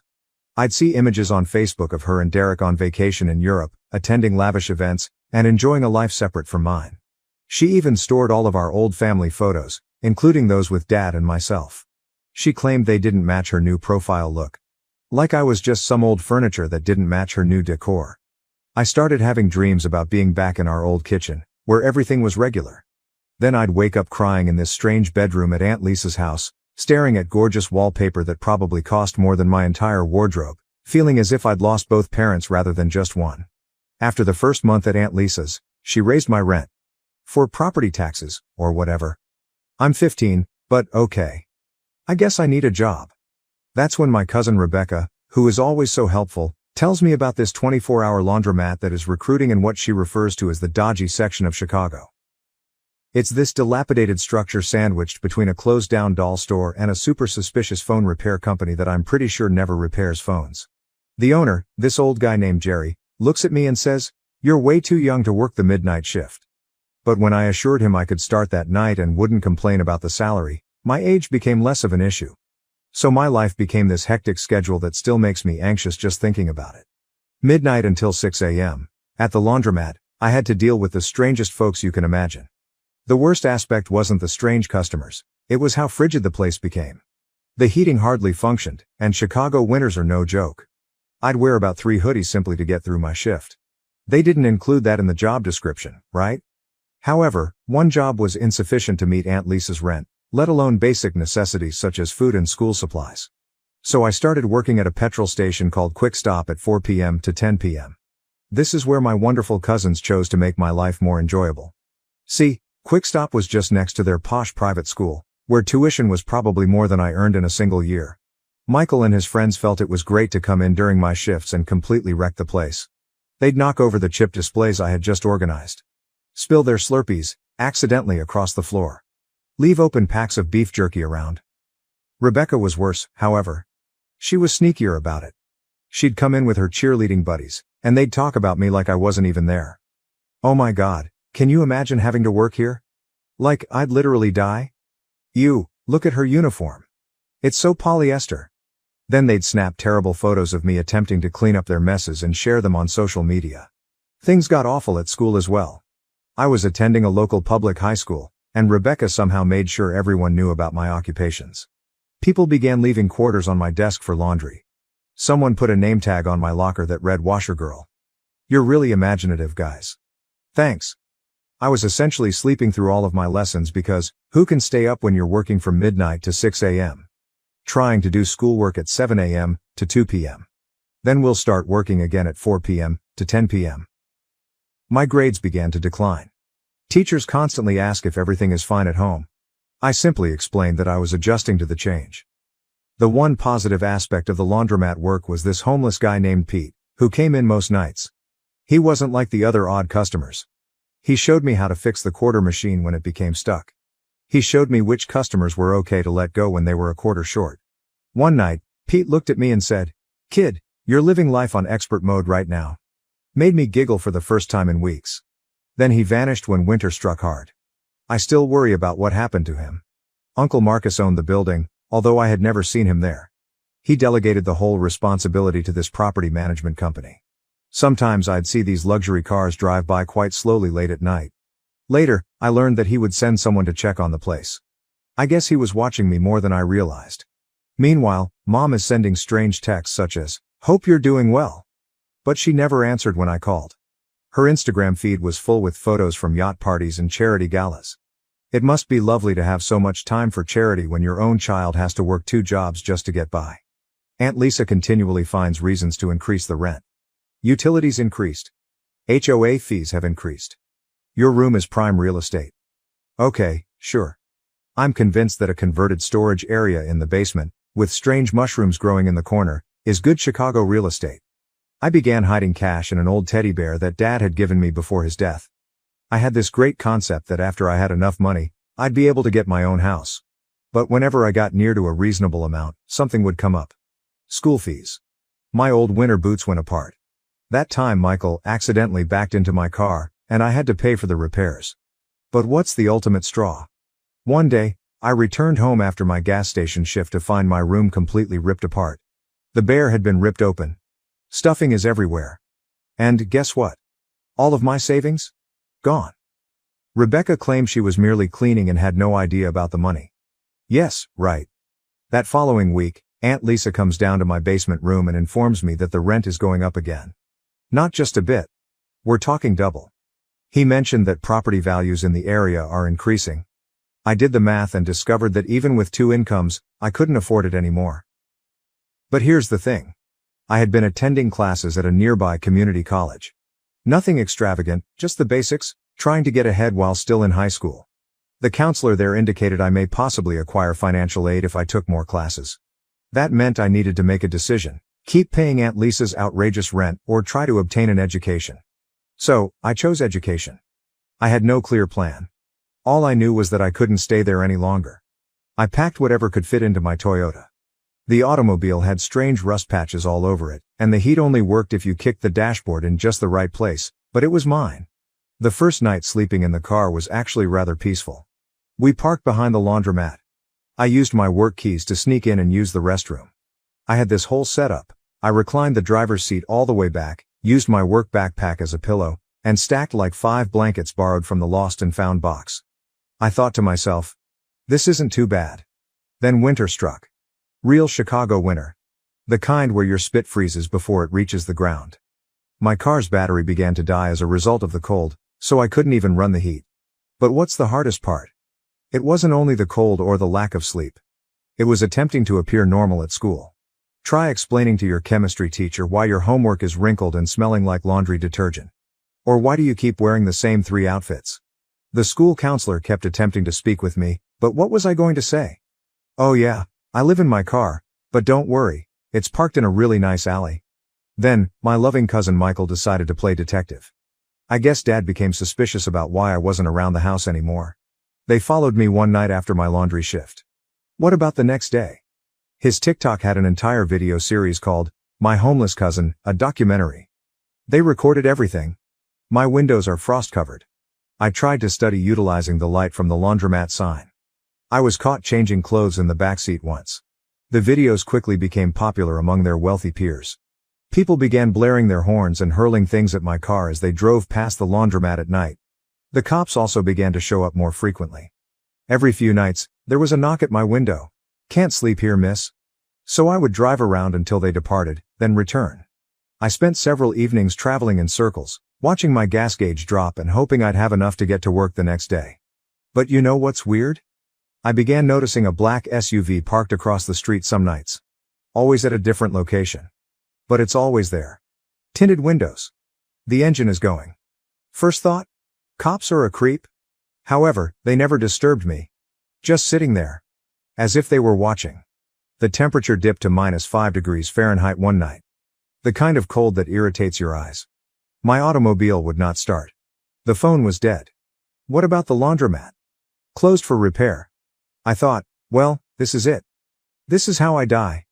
They'll discover me frozen, just like the rodents in the alleyway.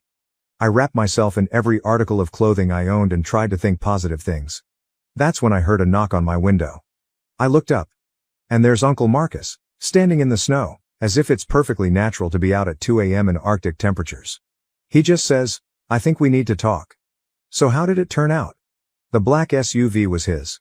He had been watching me through the laundromat security cameras for weeks, sending folks to check on me. He said he wanted to see what I was capable of. Who does this? What kind of messed up test is this? But really, at that point, I was too cold to care about his unusual teaching methods. So there I was, literally turning into a human popsicle in my car, and Uncle Marcus was just standing there in his fancy wool coat, staring at me through the window. I think he's going to lecture me or call the cops. Instead, he explains, "My office has better heating." As if this is a completely regular circumstance. His workplace was a small space above the laundromat that I'd never been in before. Turns out, he had this entire private space up there, a desk, a miniature refrigerator, a coffee maker, even a small bathroom. While I'm defrosting my fingers around this cup of really wonderful coffee, he just sits there staring at me, as if he's trying to solve a mystery. Finally, he says, "You know, your dad and I used to sleep in a car too." What? I nearly dropped my coffee. See, I'd always thought of Uncle Marcus as this crazy rich real estate tycoon who wore suits that cost more than my car. But then he starts telling me a story I didn't know. Apparently, he and my father grew up extremely poor. Examples include, their mom worked 3 jobs and they still couldn't afford rent most months, akin to being impoverished. Uncle Marcus pulls out his phone and shows me an old photograph of 2 emaciated kids sitting in a vehicle, eating beans straight from the can. "That's your dad on the left," he says. And, yes, the same silly smile I recalled, but on a much younger face. I'm sitting there trying to digest the narrative as he tells it to me. How did they get from homeless teenagers to... Okay, how about this? This is when he informs me about the laundromat. The original owner used to let them hang out inside on particularly chilly evenings. They'd help him fix machinery, clean up, and do whatever else was necessary. When the owner became ill, he offered to sell them the place. Dad had recently begun college on a scholarship, but Uncle Marcus had been working construction and saving every dime. So the owner sold it to him for almost nothing. It was his first property. Then he begins taking out all these old documents from his desk. Property deeds, contracts, business plans, all with my father's notes in the margin. When your dad got sick, Uncle Marcus adds, he made me promise 2 things. First, I'll be on the lookout for you. Second, make sure you know how to look after yourself. Then he gives me this look and says, "Gotta say, you're doing better at the second part than I expected." I'm sitting there, trying not to cry, and failing miserably, to be honest, when he drops the big bombshell. It seems he now owns about half of the block around the laundromat. Apartment building, stores, even that dodgy phone repair shop, and he's been watching me through security cameras the entire time. He sent his goons in the SUV to keep an eye on me. "You work 2 jobs without complaining," he said. "Keep your grades up. Found ways to survive that most people wouldn't think of. Even kept that laundromat running better than the manager I hired." He truly smiled as he spoke that last part. "Jerry told me you fixed the quarter machine. Took my maintenance guy 3 tries to figure that out." That's when he takes out the key. He says it's for the apartment above his office. I had no idea this studio apartment existed. "It's yours," he says. "There will be no rent as long as I continue to work at the laundromat and maintain good grades." I wanted to decline. It felt too much like charity or something. But he shut it down quickly. "This isn't charity. This is an investment," he informed me. "You've got your father's brains and your own kind of determination. I'm investing in that." Then he shows me the entire file he's kept. Copies of my school records. Work reports from Jerry, even screenshots of those horrible TikTok Michael and Rebecca created. "They thought they were shaming you," he claims. "All I saw was someone who refused to break." It's strange, you know? All this time, I believed he was simply a cold rich guy who didn't care and allowed his wife to treat me badly. So how did it turn out? He was putting me to the test. Yes, it was a bad way to go about it, but I sort of grasp it now. He wanted to know if I had what my father had, that quality that keeps you going when everything is against you. Before I left his office that night, he mentioned something else concerning Dad. Told me about their last discussion when Dad was in the hospital. Dad made him pledge not to just give me everything, saying I needed to learn to be strong on my own first. But Uncle Marcus added, he also said to know when enough was enough. And kid, you've more than proved yourself. That night, I slept in a proper bed for the first time in months. The apartment was basic, with only 1 room, a kitchenette, and a bathroom. But it was warm. Clean. Safe. But what happened the morning after Uncle Marcus gave me the apartment? I awoke to find my phone flooded with texts from Aunt Lisa. It turned out that Michael had driven past the laundromat on his way to school and noticed me heading down from the upper flat. He took photos, of course he did. Aunt Lisa arrives at the laundromat during my shift. Wearing fancy gym clothing and looking like she's going to explode. Starts yelling about how I'm attempting to kidnap her spouse. How I've been seducing him, or something. Yeah, Aunt Lisa, I completely captivated him by being homeless and fixing washing machines. Super sexy? The customers were all gazing, and one old lady who comes in every Wednesday to wash her cat's bedding began filming the entire event on her phone. Aunt Lisa is saying all these insane things about how she always knew I was trouble, and how I'm exactly like my mother, taking advantage of wealthy men. I'm just standing there with a mop in my hand, wearing my filthy work uniform, thinking, is this really happening right now? Then Jerry emerges from the back room and tells Aunt Lisa she must leave before he calls the cops. She departs, but not before warning me, this isn't over. That night, I heard Lisa and Uncle Marcus having a tremendous fight upstairs in his office. Their words were muted, but I could hear Aunt Lisa yelling about that girl and how dare you. I felt embarrassed, as if I had ruined their marriage or something. Aunt Lisa later revealed that she had spent the night at a friend's place. When I saw Uncle Marcus the next morning, he had heavy circles under his eyes and gave me a lethargic nod. But the strange thing is that my mother suddenly called me for the first time in months, acting concerned. Honey, I am hearing some unsettling things, as if she had any reason to be frightened after abandoning me. I'm sure the rumors were provided to her by someone, most likely Rebecca. Then she and Derek show up at my flat unexpectedly. Mom is dressed in one of her latest luxury dresses, and her gaze sweeps around my small studio apartment. Oh honey, she begins, but the tone is more calculated than concerned. This is quaint. Derek waits near the door, as if he's worried poverty may spread. What are you doing here? I inquired without giving them a seat. There's nowhere to sit, unless they want to join me on my unmade bed. Mom starts pacing my small space. We've been hearing things about you and your Uncle Marcus.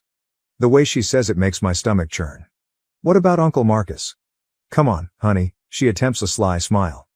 I know what you're doing, it's clever, really. I would have never thought of it at your age. What exactly did you think about? Getting close to Marcus in this way, working in his business and portraying the unfortunate abandoned niece. I'm sure he promised you a lot. The revelation struck me like a smack. Do you believe I am attempting to get his money? Well, don't you live here, work at that laundromat, and spend so much time with him? It is evident what you are doing. I laughed, but it came out rough. Who finds it obvious? Who is the woman who sent me to Chicago and then forgot about me? That is not fair. No, you know what is unfair? You disappeared when Dad died. You married Derek and then, 10 months later, sent me to Aunt Lisa as if I were old furniture that didn't match your new decor. I was grieving, she adds, but she is staring at her nice watch, not at me. You were upgrading, I shouted back. Trading up for a more glamorous life with your real estate husband and charity galas. And now what? You're concerned I'll acquire any of Uncle Marcus' money before you do? Derek takes a step forward, followed by all of the false authority. Listen up, young woman. Your mother and I are concerned about your welfare. What about my welfare? The laugh returns, this time uglier. Where was this concern when Aunt Lisa charged me $15 for rent? When was I working 2 jobs and sleeping in my car? Mom waved her hand dismissively. Don't be theatrical. Lisa would never review my hospital records from when I developed bronchitis while sleeping in that automobile. Check your pay stubs from the gas station and laundromat. Check out the rent receipts Lisa insisted me keep. Oh, wait, you can't. You were too busy uploading photographs from your yacht parties to take my calls. That's ancient history, Mom replies, but she's fidgeting with her wedding ring, Dad's wedding ring, which she enhanced with larger diamonds. We're here to help right now. Derek has a friend who operates a fantastic boarding school in Switzerland. Now you want to help? My voice raises.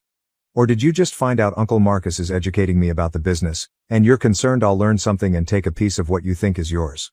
Mom's expression changes, then hardens. She abandons the concerned mother persona altogether. Marcus was your father's brother. Anything he owns should go to me, his wife. I am correct in calling her an ex-wife. Who remarried less than a year after his passing. I deserve, she begins, but I interrupt. What do you deserve? Dad contributed to the success of this business. He and Uncle Marcus started with nothing, but you are busy preparing charity galas with Derek. I'm learning how to repair washing machines, organize books, and genuinely assist people, just like Dad. Your father was a teacher, she spits out. He toyed with Marcus' business as if it were a pastime. Get out. I point at the door. Return to your ideal life with your wonderful hubby. Go organize another charity gala. Go archive some more family images because they don't suit your style. Simply go out of my apartment. Derek tries once more. Now, look here. No, you see here.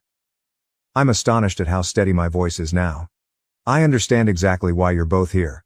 When you heard I was working with Uncle Marcus, you became concerned that I may actually earn something you believe should be yours. But here's the thing, I am not you. I am not here for anyone's money. I am here because Uncle Marcus gave me a chance after you threw me away. Mom's face turns red. How dare you? How dare I? How can you come here and appear to be concerned about my well-being when all you care about is your financial account? I approach the door and open it. By the way, Mom, that pantsuit makes you appear desperate. They leave. Mom muttered something about ingratitude, and Derek is already on his phone. I shut the door and slide down against it, shaking. I can hear Mom's voice through the thin walls. I told you it would happen. That tiny gold digger is going to try and take everything. So after the whole drama with Mom and Derek showing up, things went strangely quiet for about a week. I was at work one night when Michael rushed into the laundromat. He appeared afraid. It turns out he was using Aunt Lisa's iPad. A note appeared from someone stored as D, simply saying, "Everything's ready for next week, Lisa baby, we're finally going to be free." Michael, being the nosy youngster that he is, read the messages. Aunt Lisa probably never logged out of her accounts on that iPad. Derek was the D you were looking for. As in my stepfather Derek. As in my mother's husband Derek. They had been texting for months. Michael discovered all of these emails, which detailed their plans to steal money from Uncle Marcus's business and flee together. They had been planning it for about a year. Every time Aunt Lisa hiked my rent, the money went directly into a hidden account. Michael showed up since he wasn't sure what to do. For the first time in his life, the youngster who had mocked me for being poor realized his mother was about to steal everything and abandon him. I called Uncle Marcus. To be honest, part of me wanted to let everything blow up after how they treated me. It would have been some good karma. Uncle Marcus came down to the laundromat right away. Michael was still shivering as he showed Uncle Marcus all of the messages. I have never seen Uncle Marcus appear so blank. His face simply shut down. He placed some calls. It turns out his lawyer had been suspicious of some business accounts for quite some time. The numbers didn't add up, but Aunt Lisa handled all of the paperwork. Uncle Marcus trusted her completely, so no one looked too closely. The lawyer reviewed every account and transaction. Know how much they intended to steal? $4.3 million. They had already transferred about $1 million to offshore accounts. Remember how Aunt Lisa used to moan about property taxes and utility bills? She was also stealing that money. But what about the real blow? Some of the money came from Michael and Rebecca's college savings. Their own mother was robbing their future so they could run away with my stepfather. Uncle Marcus had an entire team of lawyers and accountants come in. They discovered all of the false businesses Aunt Lisa had put up. She'd issue checks to these companies for maintenance or supplies, but the money would simply go into other secret accounts. Aunt Lisa remained very normal during the entire ordeal. She is still posting selfies from her workout on Instagram. She is still running her PTA meetings. Still pretending to be the perfect mother. Derek was the same. He took my mother to charity events, bought her costly gifts, and played the loyal spouse. The lawyers told us we needed to wait and gather more evidence before addressing them. But Rebecca also found everything on the iPad. She arrived at my flat one night, crying, with mascara all over her face, and asked if she could stay. For the first time in her life, she lacked a proper sleeping environment. It was strange having her there.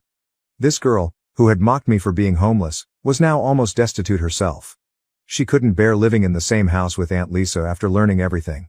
She slept on my tiny futon, used my cheap shampoo, dressed in Target clothing, and apologized repeatedly for how she treated me. But, honestly, seeing her realize that money does not make you a better person was enough. Uncle Marcus had his IT team monitor all accounts and transactions. The objective was to catch them shortly before they attempted to flee. But Aunt Lisa must have realized something was wrong because she began shifting money more quickly. Michael celebrated his 18th birthday the next morning. Aunt Lisa had arranged a great event at their house, including hiring a DJ, catering, and even setting up some mini golf in the backyard. She was particularly polite to everyone, most likely because she felt it was her last weekend there. Uncle Marcus determined it was the time to confront them, have all of the proof ready, and gather everyone in one location. Rebecca asked if we should alert my mother first, but Uncle Marcus answered no. We needed to observe her honest reaction to determine whether she was involved. The morning of Michael's birthday celebration seemed strange. Like, really odd. Aunt Lisa is racing around preparing centerpieces and inspecting the caterer while genuinely planning to leave with my stepfather the next day. Rebecca and I were helping set up, both aware that everything was about to blow but attempting to appear normal. Michael looked like he was about to throw up every time his mother touched him. Uncle Marcus had a great plan. His lawyer would show up suddenly at the party with some crucial paperwork. They'd gather everyone in the living room and then dispose of all the evidence. The FBI was really waiting nearby. Yes, actual FBI agents, because it appears that stealing millions from respectable businesses while trying to flee the nation is their thing. My mother arrived early, all thrilled about the party. She hadn't spoken to me since the whole Switzerland boarding school situation, but she pretended everything was fine. Derek entered behind her, holding a large wrapped package. Later, I discovered it was a high-end gaming system. I guess he was trying to purchase Michael's silence or something. The celebration began at 2 p.m., with all of Michael's wealthy classmates arriving in BMWs and Mercedes that their parents had purchased for them. The DJ is playing music, people are swimming in the pool, everything appears to be normal, but Rebecca, Michael and I are just watching Aunt Lisa and Derek, who are constantly checking their phones and whispering to each other. Around 4 p.m., the lawyer arrived. He's clutching a hefty folder and appears quite serious. Aunt Lisa's expression when she saw him, I wish I had a photo. She knew. They assembled everybody in the living room. Some of Michael's friends tried to stay, but Uncle Marcus said, family only, in this voice, so they left quickly.